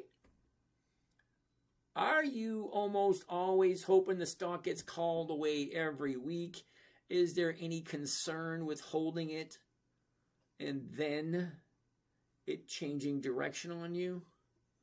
Okay, who asked that question? I am just. Okay, just. Mindfulness. Hold on for a second. I'll get to that in a second. All right, so I am just. Here's the thing. When I like a company, I will jump in and jump. It's kind of like, look at it this way. Oh, here's a good analogy. Are you ready? Now, have you ever gone to a carnival or a fair and you've seen a Ferris wheel or a merry-go-round? Let's do it for a merry-go-round. You see a merry-go-round, see a nice one? Great. I've seen lots of merry-go-rounds. So let's say you got one merry-go-round here from Coney Island. You got another one here from Kennedy Lake Park. You got another one here from Paragon Park. You got another one here from Disney. You got another one here from Hewlett Packard. You got another one here from Home Depot.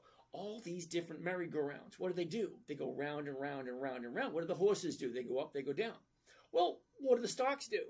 Well, stocks do the exact same thing. They go up and they go down, and every 13 days, they come valid again. What do I mean by that? Every 13 weeks. Every 13 weeks, the list starts again. Because if a company's paying a dividend every 90 days, well, every 90 days is every 13 weeks, 4 quarters, January, February, March, April, May, June, July, August, September, October, November, December, 4 weeks. 4 quarters. Each quarter has 13 weeks. Week 1 of the first quarter looks the exact same as week 1 of the fourth quarter, which looks strangely similar to week 1 of the second quarter and week 1 of the third quarter. Every single week is almost the exact same. Every 90 days, every 13 weeks. So back to my merry-go-round. So let's say, hypothetically, I'm jumping on Ford for the first quarter. Well, great. It went down. Lovely. So then I'm going to jump on Hewlett Packard and get their money. And then I'm going to jump on Home Depot. And then I'm going to jump onto Lowe's. And then I'm going to go to Bank of America. And then I'm going to go to Wells Fargo. And then I'm going to go to Clorox. And then I'm going to go to Procter & Gamble. So on and so on and so on. It's always the same companies. It's just that when they hit a bottom and turn around, I want to jump in. When they start to go up, once they go up enough, I jump out and I jump into another one. There's always something for me to look at because I'm looking at the same stocks over and over and over again. It is definitely not QQQ, Evan. No. If it's not consistently profitable, it's a no. So I'm going to show you something, Evan, just give you the benefit of the doubt.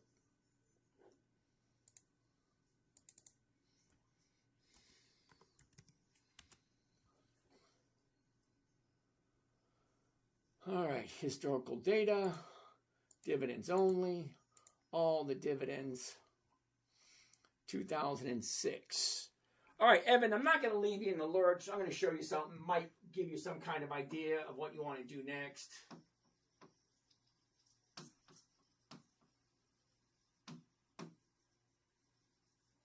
All right, Evan, you ready for this? Okay, 20 years ago was 2006. Let's take a look. So, Microsoft, 2006. 8, 9, 10, 11. Whoops, we don't want that either. Let's try it one more time.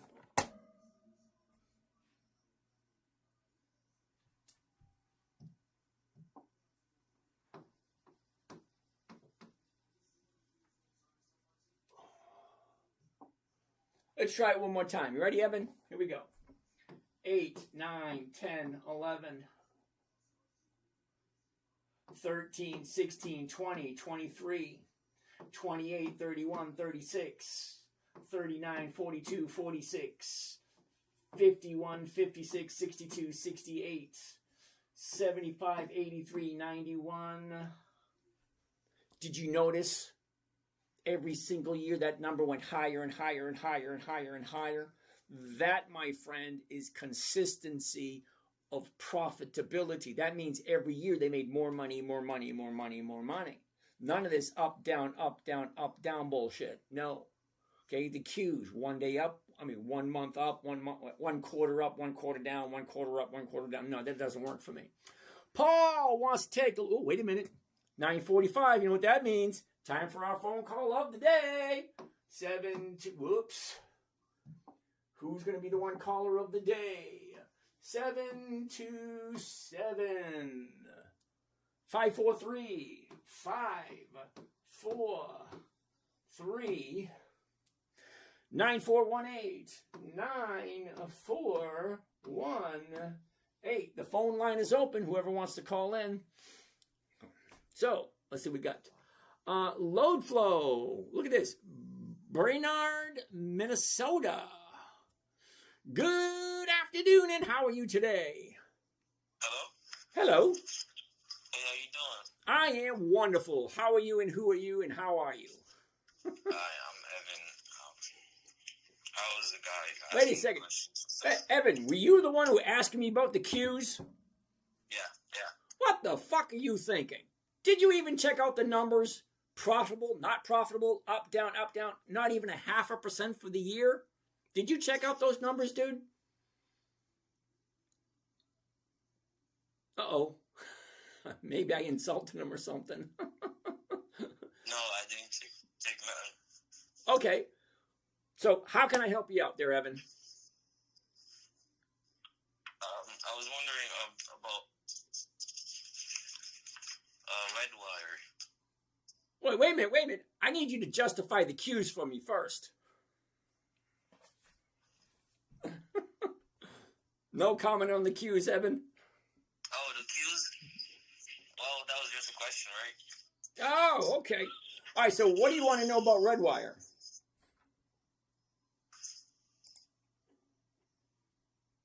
Evan. Well, I want to start investing, so I'm probably going to start with $1,000 Redwire and sell everything on Friday.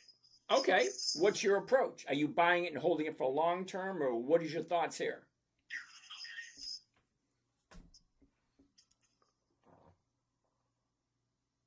Evan. Short term most of the time, not long term. Okay. So you're going to just jump into it short term, make a quick profit, and jump out?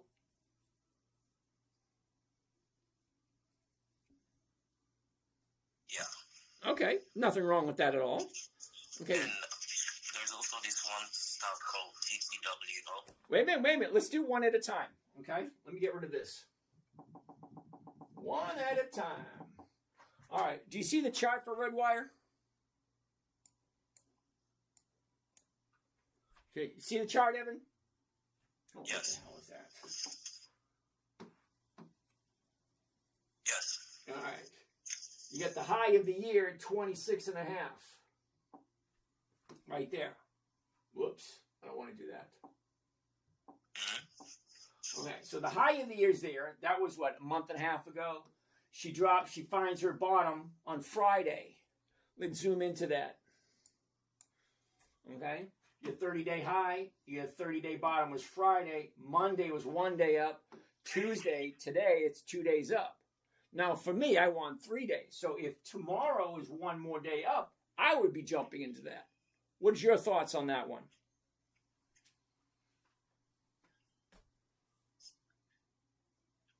I want to jump into it tomorrow, too.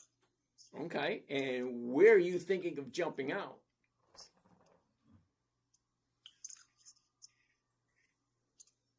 Around $10 or less.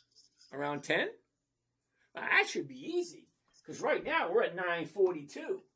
10 is right there. That should be easy. I was figuring you'd say something like 11 or 12. I'd go for 11 for me. Me personally, I'd go for 11. Because a 30-day high is almost 1275. She drops down to 8. Now she's up to 9.25, 9.3, no, 9.5. Yeah. 10, 50, 11. That's what I'm thinking.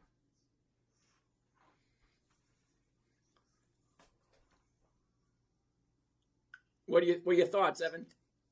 Yeah, that works. That works? Now, Evan, Yeah. wait a second. You do realize this is not a recommendation. I'm just looking at the numbers and pointing out the obvious. You're old enough to make up your own decision, right? Mm-hmm. Okay. Okay. Were there any other questions you might have? The TTWO stuff. Say that one again. TTWO.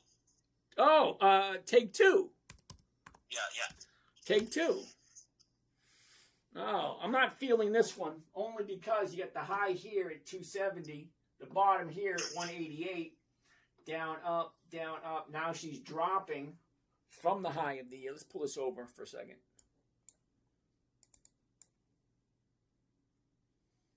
All right, here's the last 30 days. 30 days ago, we're at 240. We jump up to 265, drop down, find the bottom on Friday at 232. Monday's one day up, but today down again. So it looks like it's still going down. Now, I'm not telling you what to do. If you think it's a good idea to jump into take two as it's dropping, I can't help you out with that one. I mean, but that's what it looks like, right? The high, and she's dropping, dropping, dropping.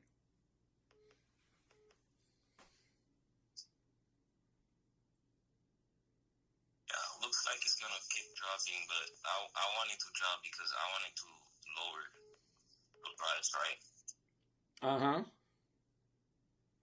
Okay, I got someone else calling in from, I think, in Maryland. Give me a buzz in 2 seconds. All right, whoever's calling in next. All right, so is that it? Just those two? Yeah, those two. All righty. Well, have a good day. Hello, hello. Hello. Hello. And how are you today?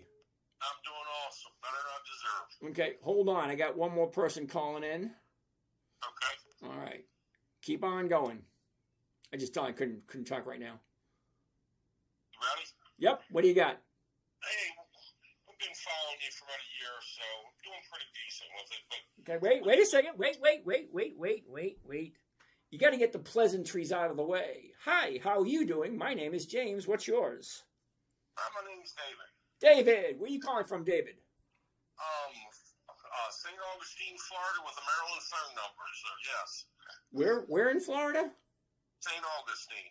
St. Augustine. Ooh, I love St. Augustine. You ever been to that? Was it Merritt Island up there? Oh yeah, yes. That's a nice place. We ran away to Merritt Island when they had a hurricane. I think it was Hurricane Charlie about 5 or 10 years ago. Anyway, what's your question? Okay.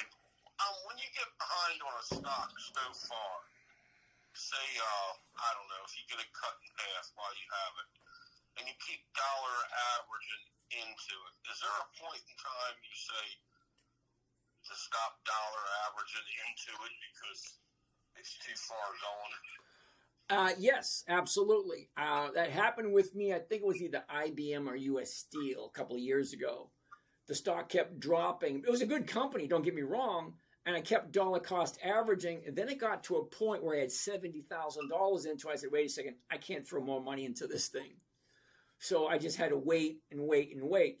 But I still write covered calls against it. I just go 4 or 5 strikes out of the money to make sure that I have enough space, for it to move. You know, I have one right now. I have Sound, SOUN.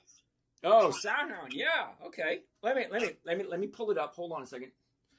SOUN. This way I can make fun of you for buying these. No, just kidding. Go ahead. All right. So where did you jump in? 1377 is what I'm sitting at now with 3,400 shares of it. That was like back in November, December, right? Yeah, I've had this stock for it's Okay. living in my third bedroom. So. Okay. Now, are you right? Ooh, look at the premiums. Those are horrible. Let's take a look at that a little bit better. Hold on. Now, certain stocks I'll stay away from just because the premiums aren't that good. Okay, so look at Soundhound. All right, let's get rid of this week because this week only has 3 days left. We'll take a look at next week, see what those numbers look like next week. Yeah, we're still coming up with some zeros. Okay, 3 strikes out, you're getting 3 cents. 4 strikes out, you're getting 1 penny. Now, are you at least getting 1 penny every week from this thing? I'm getting a little bit more than that.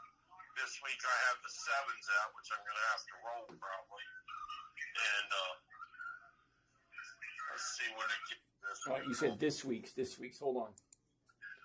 All right, so this week's you got the 7s. The 7s are at 6 right now. Right now, wait a minute. Right now, they have no value because the stock's at 655. Yeah. Okay, so what did you collect on the sevens? I got $956. No. But per share, what'd you get? Yeah, I got 30 cents a share on them. So okay, so you sold the sevens, you got 30 cents a share, right? Yes, on Monday. Okay, so the break even for the person at the other end of the equation. So someone bought it for you at 7, they paid 30 cents. So the stock has to hit $7.30 just for that person to break even. Now the question I have for you, would you pay $7.30 to break even, or do you want to turn a profit? I want to turn a profit. Okay, so if you want to turn a profit, how much? 5%, 10%, 20%? 1% a week. No. As a buyer, if you're going to buy it and you want to turn a profit, 5%, 10%, what do you think? See, I don't buy stock for that. I wouldn't know the answer to that. Okay, so somebody at the other end of the equation, you own the stock, you're selling it to someone at 7. Now that person wants to turn a profit. So at 7:30, they're breaking even. If they want a 10% profit, it's got to hit 7:37 for them to get a 10% profit. Do you see where I'm going with this? Yeah. Okay, so the stock is currently at 655. So the challenge that you have is this: what is the stock going to close at 3:59 p.m. on this Friday? Is it going to be 7 or higher or 7 below? Yeah. Okay, so the reason why I'm saying that, because the person at the other end is only going to buy the stock from you if it hits 737 or higher. Okay, if it hits 701, that person's not going to buy it. But you know who's going to take it away from you if it's at 701? The market maker. The market maker will take it away from you at 701, but he won't take it at 737. He won't take it at 699. He'll take it at 701. He'll take it, okay. Well, if it gets that close, I'll probably end up rolling it and roll it up a little bit, but I don't want to lose it being that far behind. No, I hear what you're saying. See, what I normally do is I take a look every day. I ask myself 5 questions. What did I buy? Well, I bought Soundhound at 7. Oh, no, wait, at 13. Okay, so what did I buy? Sound at 13. What did I sell? I sold the 7s. Where is it? Well, right now it's at 655. Where is it going? It looks like it's going up. So question number 5 is, what should I do? So I got 5 questions. What did I buy? What did I sell? Where is it? Where is it going? And what should I do? 4 questions are concrete. You can't mess up those 4 questions. It's question number 5. What are you going to do? So, and you can't answer that question until Friday afternoon comes.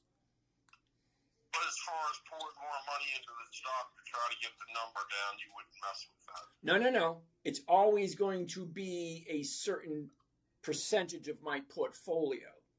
Okay, so if I have 100,000, I don't want to put more than 20,000 into one position. That's 20%. So if you have $1 million, well, I wouldn't want to put more than 100,000 into any position. I don't have quite. I have half of that, and I got 46,000 in that one position. So you're about 10% in, right? Yeah. Okay, so you're going to have to chat with the wife or significant other, or if you're the one making up the decision, is that enough, or do you want to put more in? Here's something I want to show you. Do you know what a seasonality chart is? Yes, I've watched you. Oh, okay. So have you seen the seasonality chart for this thing? I have not looked at the seasonality chart on it. See, I'm not quite sure what the hell's going on here. I keep pressing the button. Shit, she shows up. Give me a second. I want to show it to you. All right. Let's get rid of this. Let's pull up this. Go to chart. Sound. I'm putting sound. S-O-U-N. All right, so we got the high of the year. We got the low of the year. I don't want that. I want this. Okay, now I want to look at the seasonality. What does this thing normally do every year? All right, so here's the thing. Check this out right here. You got a bottom right there in August. See that? And then she shoots up, and then she keeps going up right up into the fourth quarter. Makes a big drop in November, and then look at the end of the year. Now, that doesn't guarantee it's going to do the same thing. That just tells you that that's what it's done in the past 10 years. I have this set for 10 years, so this is what it's done for the last 10 years. So you take that information for whatever you think it is. What do you think? Well, let's hope it goes that way in August. Well, it's not guaranteed. See, we're here now. Yeah. Then she's going to shoot up. What do you think? That good? Hello. Yeah, hello. So, isn't the price of the dividend... Okay, wait. I need you to hold on for 1 second. I'm going to finish up the conversation with the guy over here. So, does that make sense? Yes, it makes a lot of sense. Okay, so I can't tell you what to do. But if it was me, I wouldn't jump out yet because I see this opportunity right here. And that's for the mid-August. And then December, that baby shoots up. That would be awesome. Hopefully that'll... It would. It's not guaranteed, but it looks good. All right. You have a great day. Thank you very much, James. Yeah, you got it. I got a couple more calls. All right. So what do you got for me? So, for equity options and stock, Okay. the future dividend stream is priced in because it's at the Ford, right? Okay. Hold on a second. My name is James. What is yours? My name's Jack. Jack. Where are you calling from, Jack? I'm calling from Burlington. Burlington, Vermont? Yeah. No way. I love Burlington, Vermont. Nice weather up there. So I guess the question is, like, how is their edge in this strategy? Because wait a minute. You're looking for the edge to the strategy? Yeah. Okay. I'm going to show you right here. You ready? The dividend. Okay? Dividend stock goes up. Dividend stock goes up. Dividend stock went up. Dividend stock went up. Just before the dividend, the stock has a tendency to go up. The better the company, the longer it's done it, it does the same thing over and over and over again. When the dividend is approaching, the stock has a tendency to go up in value. So when the stock goes up in value, well, that's just one little bit of information. What do you do with it? Well, that's just not true. Like, so it's true that the price of a stock can change when the dividend is announced. But once the announcement occurs, the price of the stock will not change. The only thing that will change is that the day that the dividend is paid out, the stock will actually go down. Yeah, that's true. Wait a minute. Hold on a second. I'm agreeing with you. Good. You're 100%. Wait a minute. You're missing a few things. There's a few parts of the equation that you're ignoring or you're missing. Tell me. Okay, so let's go here. The calendar.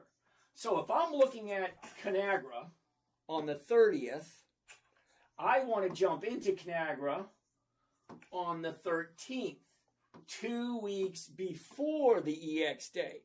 So 2 weeks before the EX date gives the stock enough time to either stay where it is or go up. Then I go and take a look at the chart just to confirm. If I'm looking at Conagra on the 13th, is it looking like it's going to go? I don't want to collect the dividend because you're right. On the 30th, the stock goes down. Correct? So if you're saying that the market participants just magically buy the stock before the stock pays the dividend.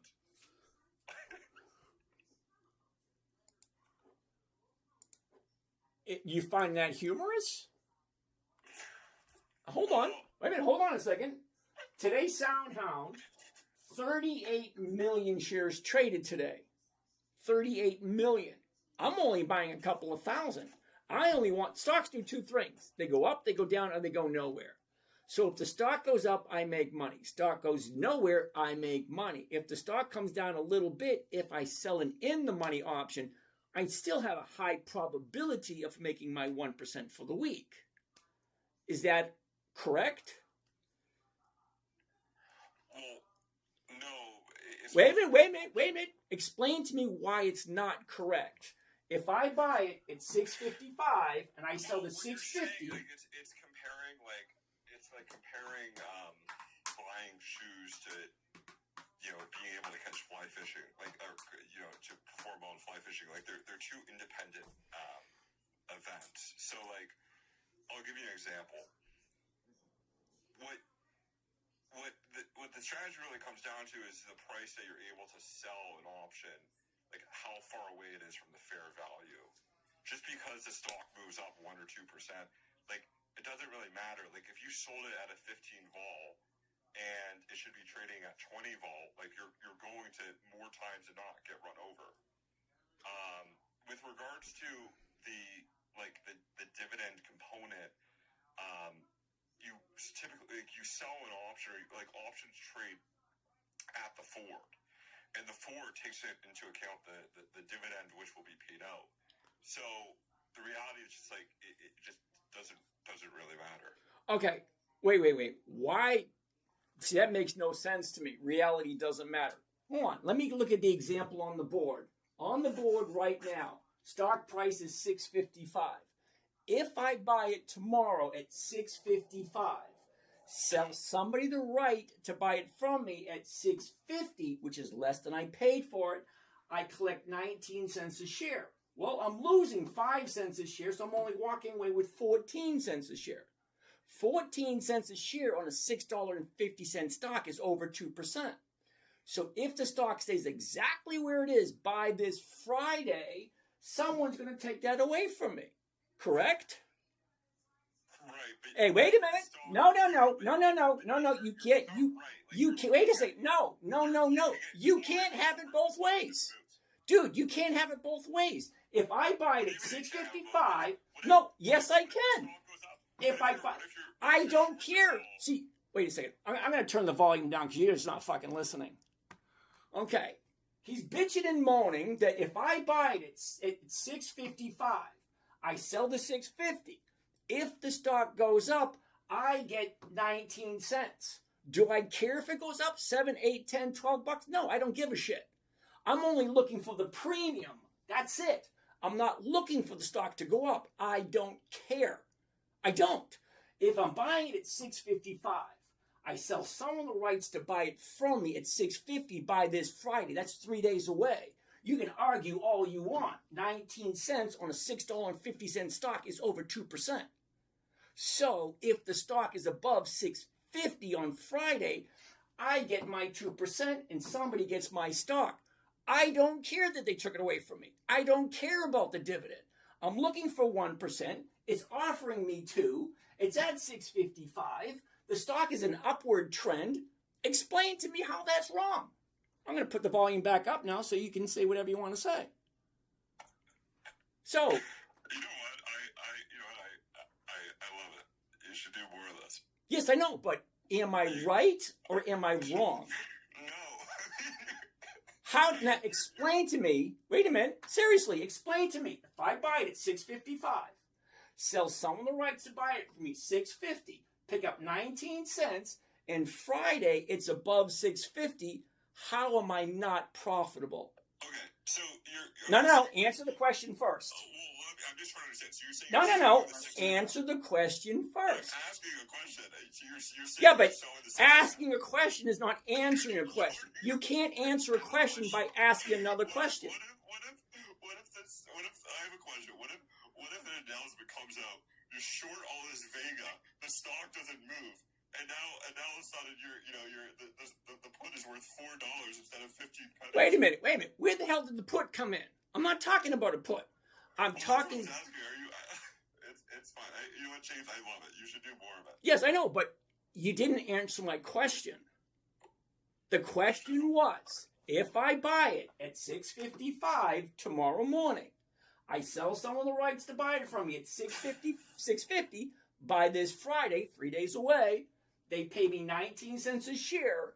If the stock's above $6.50, do I make my 2%? It's a yes or no question.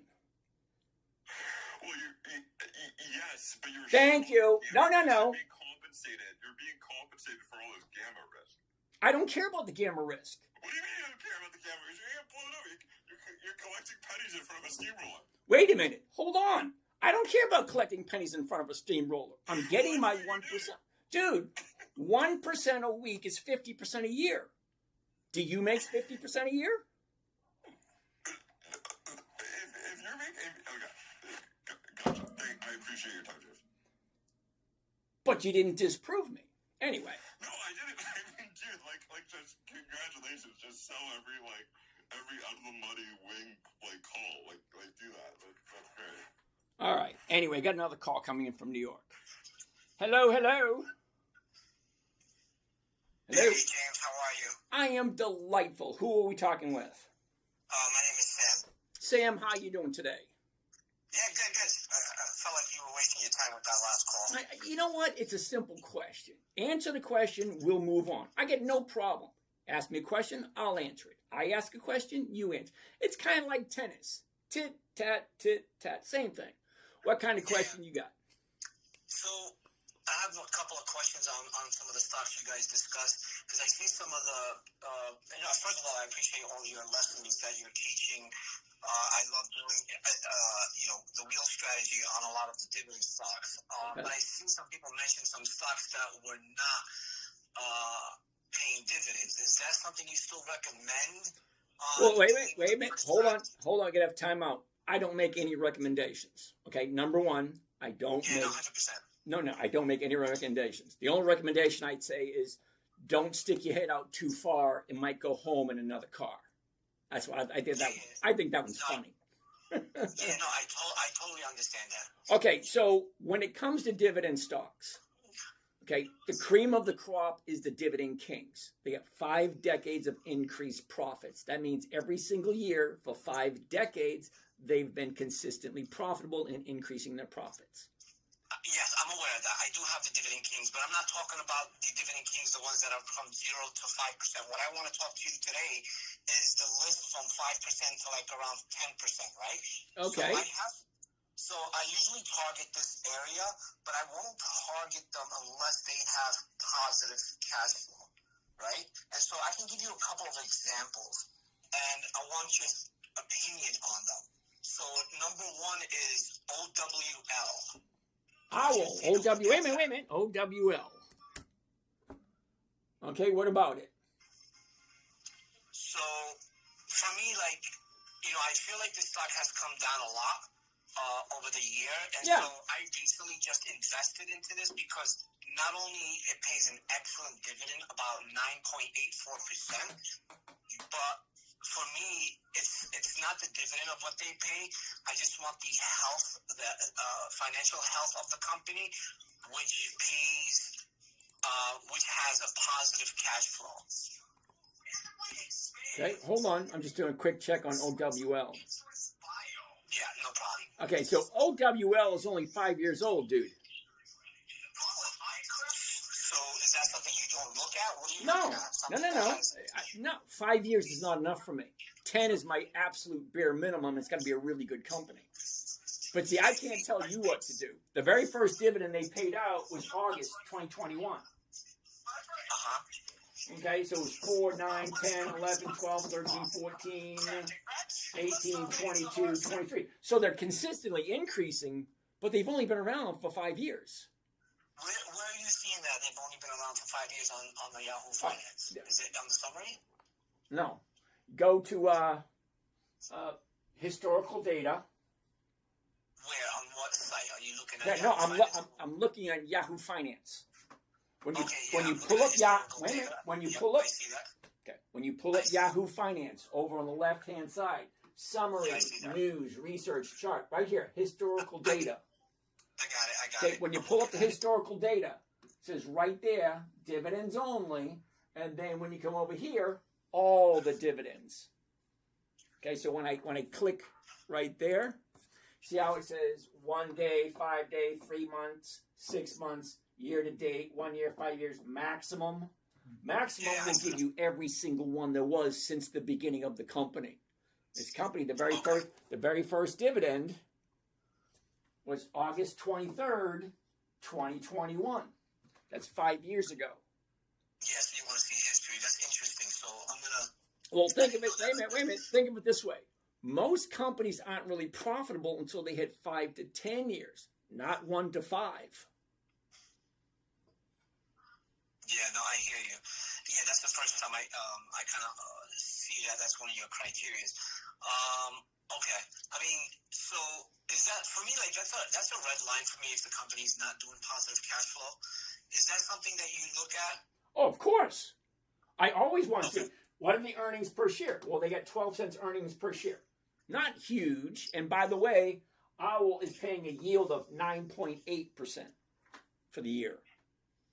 Yeah, that's pretty good. Yeah, well, it depends how you look at it. I want 1% a week. That's 50% a year. There's a huge difference between 9 and 50. So you tell me who's paying 50%? Okay, I think. Okay, wait a second. Wait. You're relatively new here. Okay? I invest for weekly cash flow. My criteria is the company old enough, number one? Bare minimum, I like to have 2 decades of increased profits. Okay? Is the company paying me? So Owl right now is at $9.39. The $9.50 is going for $10 per contract. Well, $10 on a $9 stock, that's a little over 1% for the week. So 1% every single week is 52% by the end of the year, simple interest. Compounded interest is like 67%. So I'm investing a little bit differently than you. You're investing for annual returns. I'm investing for weekly returns. Right. By what? Selling calls? Absolutely. And why can't we sell calls on this? You can. I just told you. Right now, OWL is at $9.39. So if I bought it tomorrow at $9.39, I would sell the $9.50s. It's the closest one, and it's paying 10. 10 is more than 1%. That's what I do. I do sell calls on these. Well, that's 1%. That's a 1% return for 1 week. You do that every single week for the whole year. Dude, that's 50% on that one position. Okay. Do you prefer to be selling calls on companies that are selling dividends, or it doesn't matter to you? No. They have to have dividends, and they have to have dividends that consistently increase. That's my rule. Because I see somebody mentioned RW. What was it? Redwire, RDW. Yeah, and so they don't pay dividend. I mean, even though I did buy this a couple of days ago. Yes, but wait a minute. Did I say I own Redwire? No. See, yeah. Okay, see, so I don't buy. awesome. Yeah, see, I don't buy Redwire, but I'll look at it for someone else. It's like OW. Yeah. Just entertaining that. Okay. OWL. Wait a minute. OWL is not something that I would do. I'm just pulling it up to show you what it looks like. And then it's a you decision. You've got to decide whether or not it's right for you. Right, but you're basing that because of historical data, correct? Just strictly on that, correct? On Owl?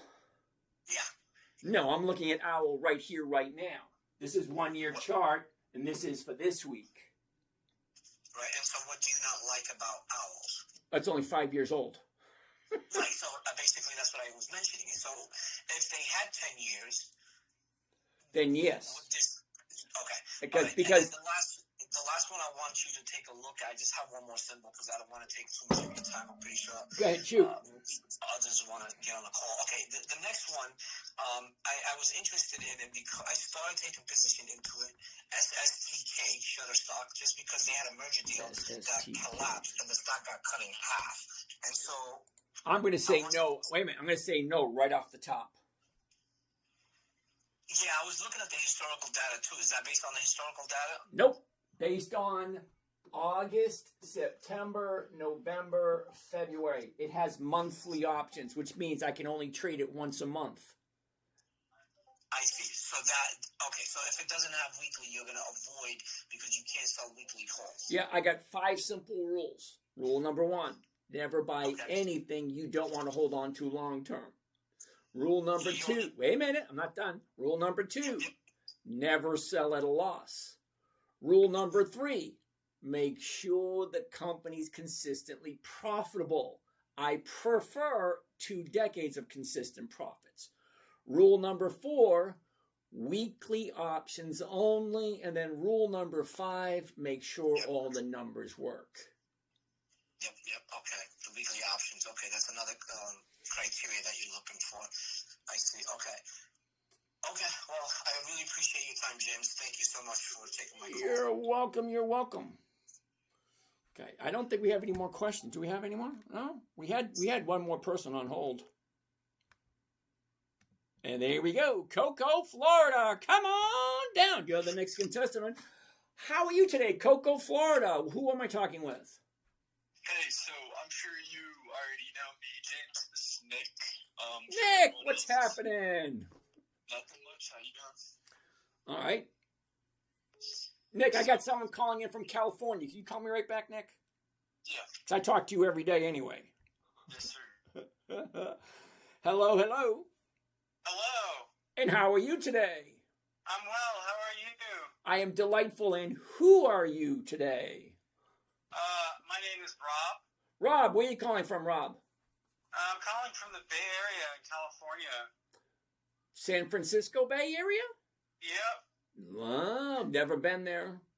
I've been to Modesto. I've been to San Clemente. I've been to L.A. I've been to, what's that other one? Rodeo. Where's the hell's Rodeo Drive? Hollywood. Yeah. No, the weather's great. Yes, it is. I just don't like the smog. I don't like the traffic. And I don't like the earth moving under my feet. Yeah, that's true. See, I don't mind hurricanes because I can run from a hurricane. If hurricane's coming, I can run. I can go somewhere. But an earthquake, you never know when those things are going to pop up. Anyway, what do we got, Rob? What are we looking at? Well, my question has to do with the procedure that you follow.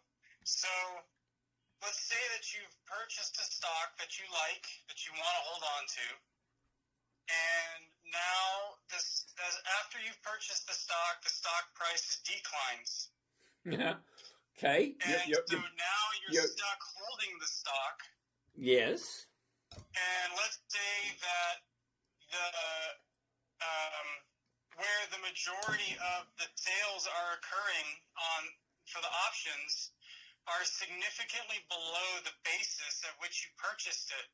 So if you were to sell anything that had good premium, if it were to be assigned or exercised, you would be selling it for less than your cost basis, and you would take a loss. No, I wouldn't. How so? Okay, number 1, I look at my stocks every single day. I ask myself 5 questions. What did I buy? What did I sell? Where is it? Where's it going? And what should I do? Okay, it's never ever a loss unless you agree to take it. So if I buy a stock, I was thinking of one that I have. I can't quite remember the name of it. RCLX, I think it was. I'm not sure. Let's take a look at IBM. IBM. All right, take a look at IBM because I actually have some IBM. So IBM, can you see the chart? Was that 310? I am not seeing the chart, but okay. I'll just go with it. Okay, this is being recorded, so if you really wanted to look at it, you could. Let's look at all of them. Okay, so right here we go. All right, so I got IBM at 300, right? And then last Tuesday, she went from 290 down to 210, where we are now. So I'm in at 300, and the stock is at 210 at the moment. So I'm down $90. Is that what you're talking about? That's $90 on a $300 stock. That's 30%. So that's a 30%. A large drop. That's 30%. That's not that large. I have some positions that are down 35%. Anyway, she's down from 300 down to 210, correct? Because that's where it is right now. I'm looking at the chart. I'm in at 300. It's at 210 right now. So if I sell a covered call this week, I'm going to be looking at the 240s. And the 240s are paying 55 cents a share. It's not 1%, but I'm bringing in something until the stock recovers. Because once you get that big gap right there, they have a tendency to fill. And can it go from 210 to 250 in 3 days? Probably not. Could it do it in 5 days? Maybe it can, maybe it can't. But here's the thing. If I set an alert on every position that I'm down on, if the stock goes over that, I get an alert. It tells me, hey, dumb shit, come take a look at your stocks. You're at a risk of losing. Okay, that's number one. Number two, I look twice a day. Once in the morning and once in the evening. And I ask my 5 questions. What I buy, what I sell, where is it, where's it going, what should I do? So, at this moment in time, we're at 210. Am I concerned? No, I'm not. I'm in at 300. I sold the 250s. It's at 210. There's no risk there. Tomorrow morning, I'll ask the exact same question. When the market opens, what does she open at? Let's say she opens at 220. She jumps up 10 bucks. Well, what did I buy? I bought it at 300. Where's it at now? It's at 220. What does it look like it's doing? It looks like it's going up. Well, I sold the 250s. Am I at risk? Not really. So once it hits 240, now I get an alert. I get 3 alerts. 1 to my computer, my email, 1 to my trading account, and 1 to my phone. If I ignore all 3 of those, then yeah, I deserve to lose. But I always take a look at where I am, where the stock is going, what should I do next? So it's only a loss if I agree to take the loss. If she jumps up from 210 to 260, well, now I'm in a situation. I have to do something. Now, is someone going to buy it from me if it goes from 210 to 260? Well, wait a minute. What you're missing is the 250 sold for 26 cents per share. So now break even is going to be 250.26. That's just to break even for whoever bought the option. Nobody wants to buy something just to break even, so there has to be some profit in there. So now the stock has to hit somewhere around 255, 260 before they exercise it. Each and every time I have an opportunity to get in there and fix it. I can buy back one option, I can sell another one. I can push it into another week, rolling it forward. There's a lot I can do. Am I willing to take a loss? No, never. I took 2 losses this year, and I didn't do it on purpose. They kind of snuck by me. So 2 losses for, what are we week in? We're in week number 35, 36. I think we're in week 36 for the year. So 2 losses in 6 months is not that bad, or 7 months is not that bad. I don't think anyway. That make sense? Yeah. I could see if you were continuously monitoring it. All right, wait a second. I got to interrupt for a second. Do you have a cat or a dog? No, I don't. Do you have kids? No. Fish, a bird, any pets? Yeah, I've got some birds. Now, do you take care of the birds every day? Feed them, water them, change the cage or something like that? Yeah. Okay, so you take care of your birds every day. Why don't you take care of your money every day? Yeah, I get that. It's just, because if the price drops significantly, and then you collected your premium from when you first sold the cover call, now you're going to resell a call again, but, if the call has dropped significantly, then, and if it were to resell, or if it were to get assigned, because at least I think with Charles Schwab, if it's 1 cent over, then it gets auto-assigned? No. Only on Saturday. Because options expire on Saturday. So if I sold the 250, if it hits 251 on Friday, the person who bought the option is not going to take it from me because there's not enough room there for any profit whatsoever. But the market maker will take it. But the market maker can only take it on Saturday. The market maker can't take it on Thursday. He can't take it on Friday. He can only take it on Saturday. And if I leave it for the market maker to take on Saturday, then it's my own damn fault. That's like if something happened to your bird because you didn't take care of it today, that's your fault. If you take care of it every single day, it should be fine. Correct? So then, once you're in that position, are you just trying to continue to sell premium to lower your basis? No. See, remember, I go into a stock with the intention of holding it for the rest of my life because IBM continuously increases their dividends year after year after year after year. It's an investment like any other. I'm expecting to get higher and higher dividends year after year. The premiums, the covered calls, that's just like a cherry on top. Okay, so I go in with the intention of holding it for the rest of my life to the day I die, consistently collecting higher and higher dividends. That's why I only take companies that have continuously increased their dividends. Then I will sell covered calls against them. If somebody pays me more than I paid for the stock, yeah, I'll take it. Profit's profit, no matter which way you look at it. And then when the stock drops, I'll jump back in again because I like the stock. So where do you set up the alerts? Oh, you set up the alerts. Well, you said you can't see your screen. You take your cursor, put it right on top of the chart, right click, slide down to where it says create an alert, and then you put whatever number you want in there. Right in there, and then it gets sent to my computer, and it gets sent to my mobile phone, and I can always add in email also. So I can add whatever I want. I can even add a second number in there for them to send a message to me and then send a message to my significant other. So if I don't take care of it, I'm getting a phone call. Hey, did you take care of that? You know what I mean? Right. Because you can put as many notifications in here that you want, and the computer will automatically notify you at whatever price that stock sets at, and you can do last bid, ask, mark, volume index. You can do almost anything as an alert, and then you can always go at or above, at or below, below, above, whatever. You can do whatever you want to set an alert. You can set as many as alerts as you want. But if you choose to ignore them, that's a you thing. Everything is there to keep you from losing. It's just how are you setting up your scenario. That make sense? Yeah. So the price has dropped. It's coming back up. You've gotten your alert. Are you looking to roll it, or do you just buy back the position? All right. I'm going to say this to you again.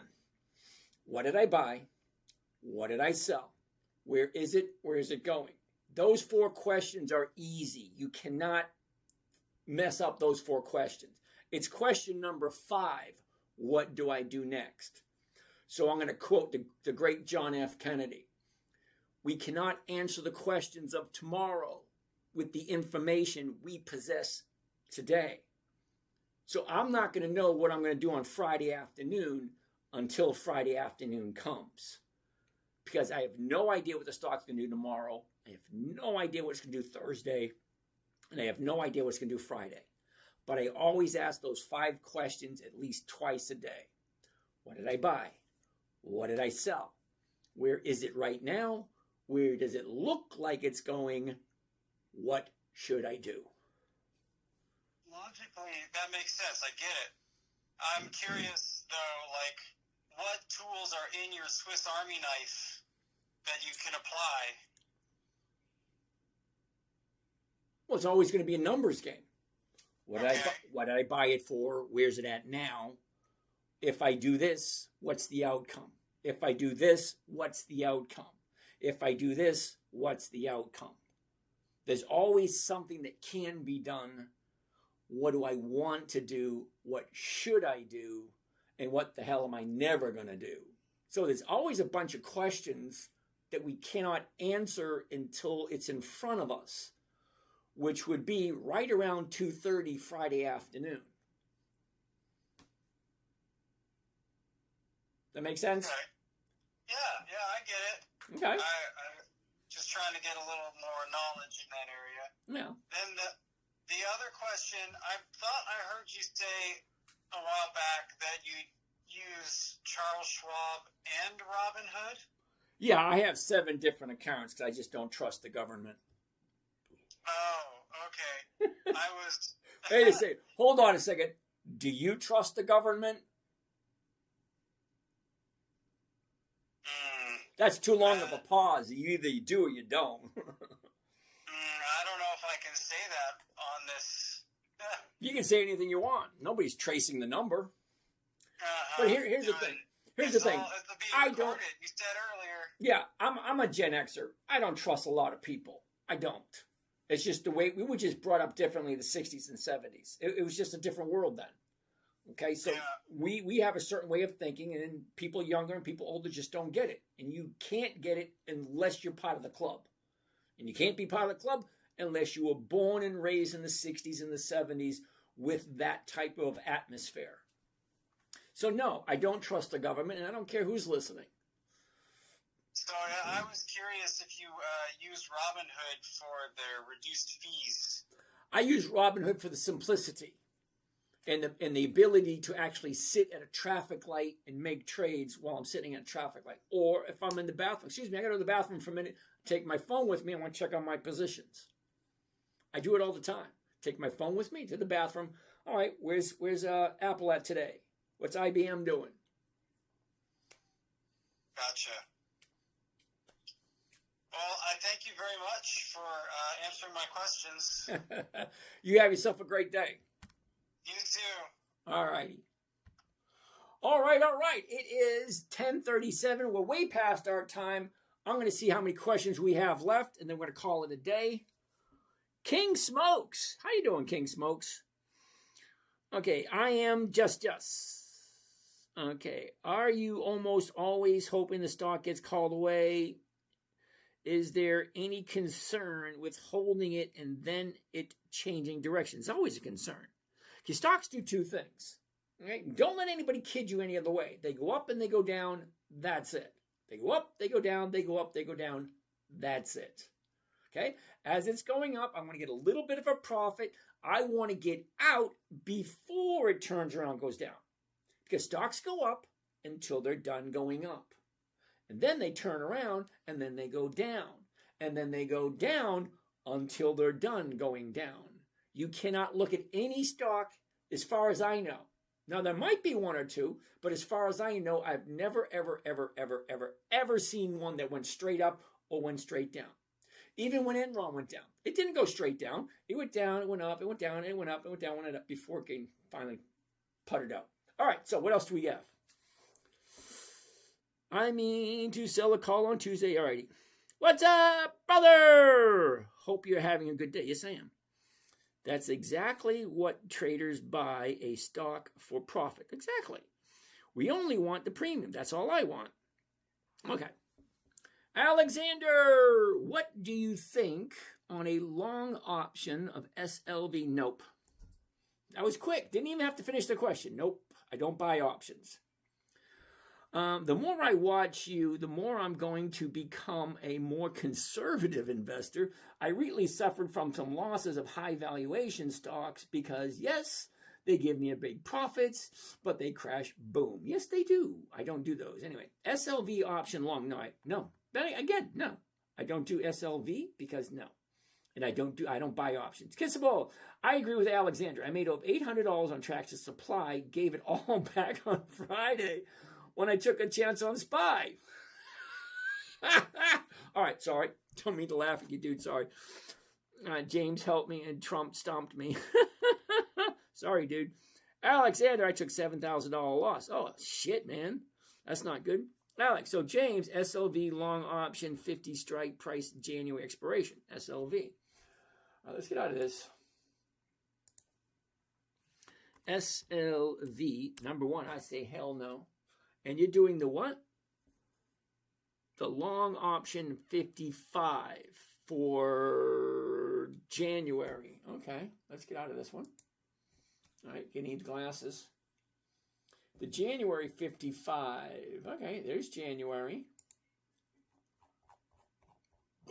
There's the 55. $7. All right. You're not going to like this. Are you ready? All right. So the stock's at 53.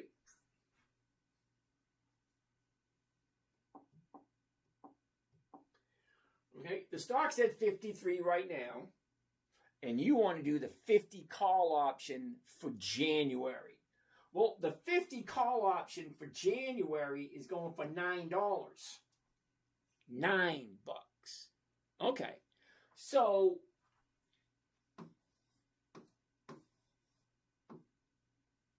$59 is going to be your break even.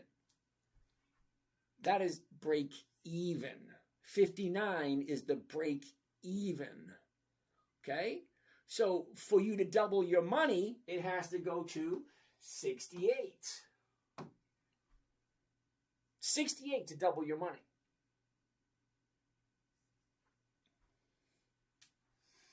I'm already in it. It's in the money. Yeah, of course it is. What's your opinion on covered call ETFs? Now, some of them aren't bad, Richard, depending if they have weeklies. Okay, wait a minute, Alex, I can't tell you to sell it. Okay, it depends on what did you pay for it. Right now, the 50 is at $9. Let's get rid of this. Okay.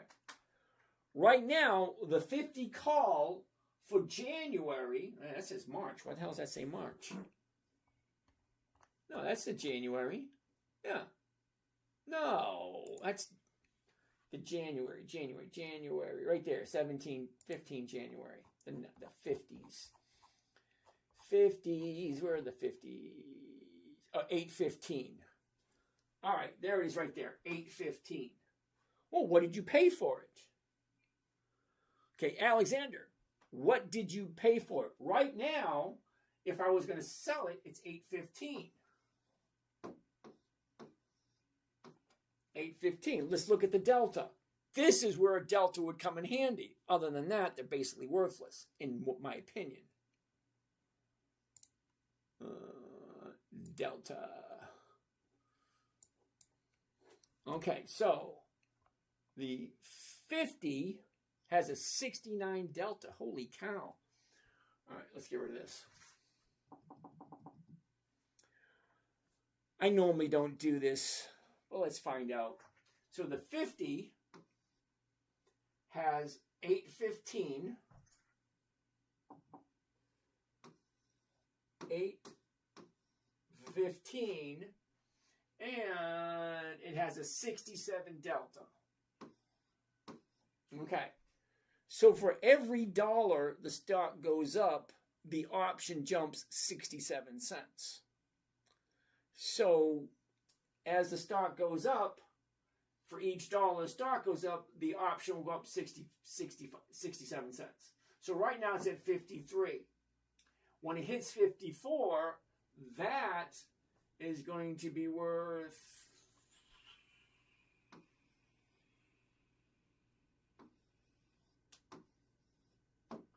$8.83. So if the stock goes up $1 from where it is now, okay, you add the 67 cents in for each dollar it goes up, now you're at $8.83. So you made 67, that's not even 10%. $1 move, a 10% profit. I don't like buying options because most options expire worthless. I rarely ever do them. Okay, so what do we have here? Mindfulness. Hi, what number to reach you at? Am a slow learner in saving up for this. All right, mindfulness. We do a live call every night. I'm getting ready to leave, so tune in tomorrow. But as soon as I pull the number up at 9:45, the phone lines are open. Okay. AVAX. We'll take a look at it tomorrow. Daryl! If they turn around, do I bail or sell puts? No, I don't do puts. I'm not going to explain them because they're a little bit complicated. You paid $7.15. Dude, it's worth $8.15 now. You paid $7.15. Now it's $8.15. So you need to decide where the profit is. And hold on, let's go back and take a look at the stock for a second.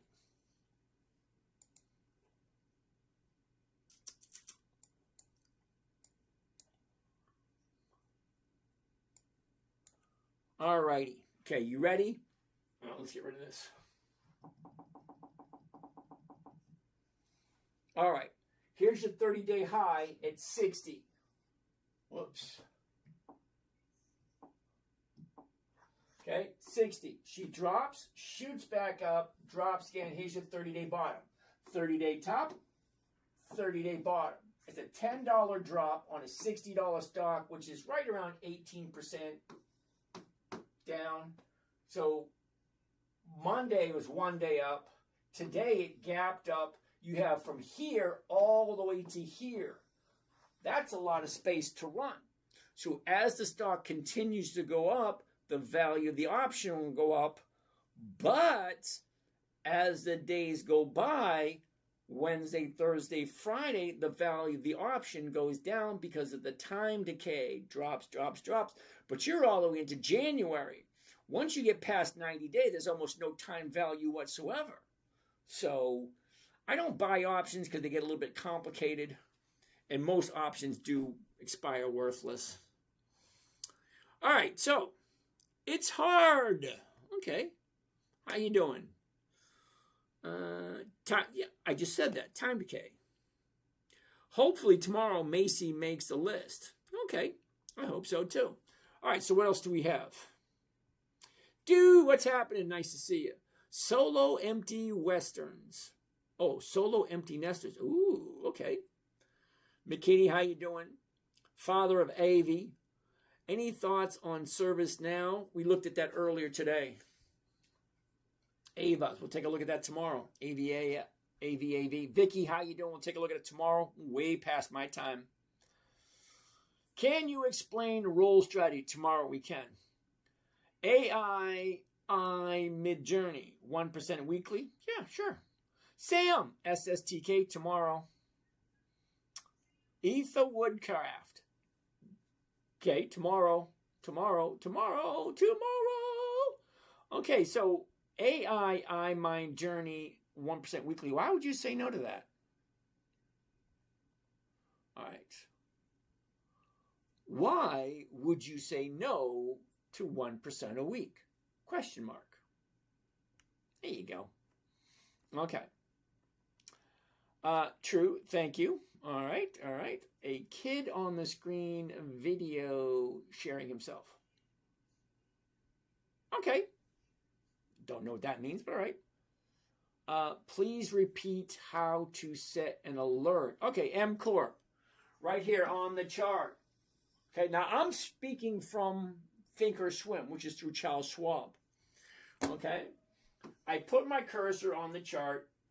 Okay, right click. This opens up right down here, create alert. This pops up. Now I have to decide what do I want to pick. First I pick the symbol.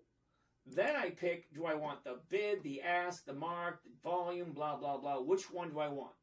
And then do I want it at or above, at or below, below, above, whatever. And then I put whatever number I want in there. And if I want to add another phone number, I have to put that down in here. That's how you set an alert on Thinkorswim. Gold signals. All right. Dead man walking. So you only do covered calls? No. I only give away the strategy of covered calls. Family lover. Please, I never heard of that company. Truck. It's a job. You have to earn the money. Absolutely. FX trader, how are you doing today? Don't be doing that stuff. That's just not acceptable.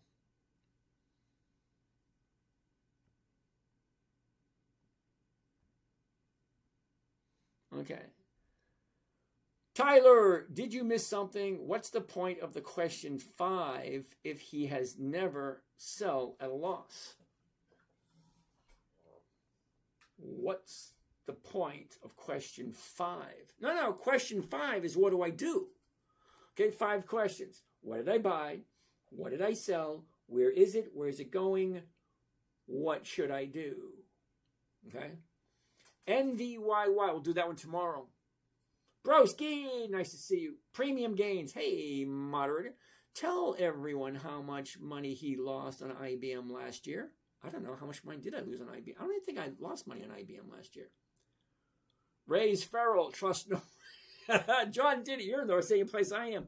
Forever Bull, we looked at that one last night. You only do TED covered calls? No, I only share that one strategy here. I do a lot of different strategies, but here I give away one for free. I've never asked anybody for any money here. I never asked anybody to sign up for any of the stuff that I have. I don't do that. I'm here to share education. That's it. So I give away one trading strategy and only one. Everything else I do somewhere else. Alex, if your IBM position is big enough to set a put and protect yourself, if you're going to hold during earnings, earnings is going down to come negative, and the securities fraud cause will add further pressure. Okay, thank you for that. I don't have an issue with my IBM at the moment. Louise, GM, we'll take a look at it tomorrow. Hormel, tomorrow. Why do you never buy options? I just want to know the reason behind it, if you would be so kind.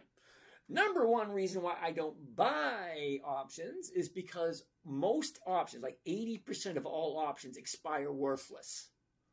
So if it's 80% are expiring worthless, why would I buy them? That's 80%. 80% lose. So why would I buy? I don't want to take that 20% chance.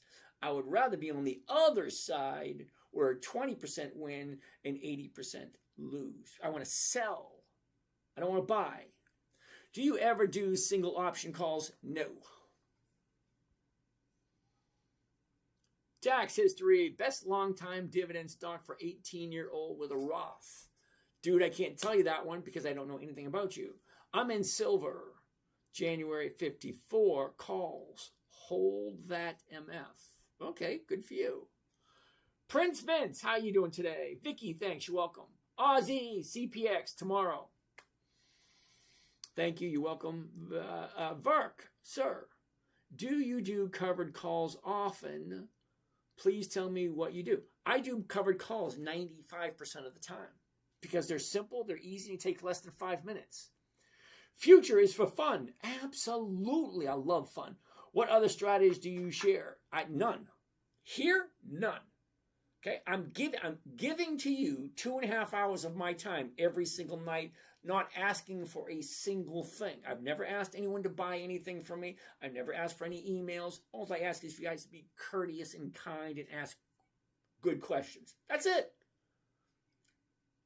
Say, for the strategy I give to you for free, it's simple, it's safe, it's predictable, it's consistent. 1% a week. That's over 50% per year. Joe, I'm just getting ready to leave, dude. Seriously, just getting ready to leave. So, you guys have a great night. That's my 3 hours. I'm done. All right, so tomorrow, same thing, same bat time, same bat channel. Stay tuned next week. You're welcome. All righty. So, let's get out of here. Let's get out of there. Let's go to right there. Let's do never, that. and I mean never say, sorry to We need bother some you. mood music Sorry to to bother calm you. I down. appreciate you. You There dream it in is. Have a great night, everyone. stars and dive into the deep, fixing the world while the rest of us sleep. Your heart set on giving, no matter the strain, building your legacy through love and brain. Julie knows that fire in your soul, the kind that lifts the broken whole. James, you reach the skies no one dares. In your hands the future's caught.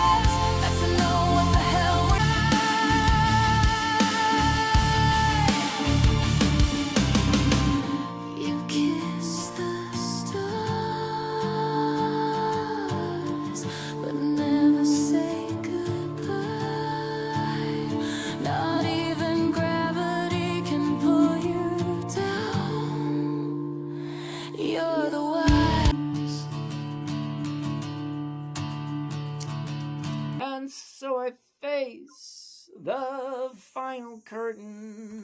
My friends, I'll say it clear. I'll state my case, for which I'm certain. I've lived a life that's full. I traveled each and every high. I got a whopping 3 cents for that.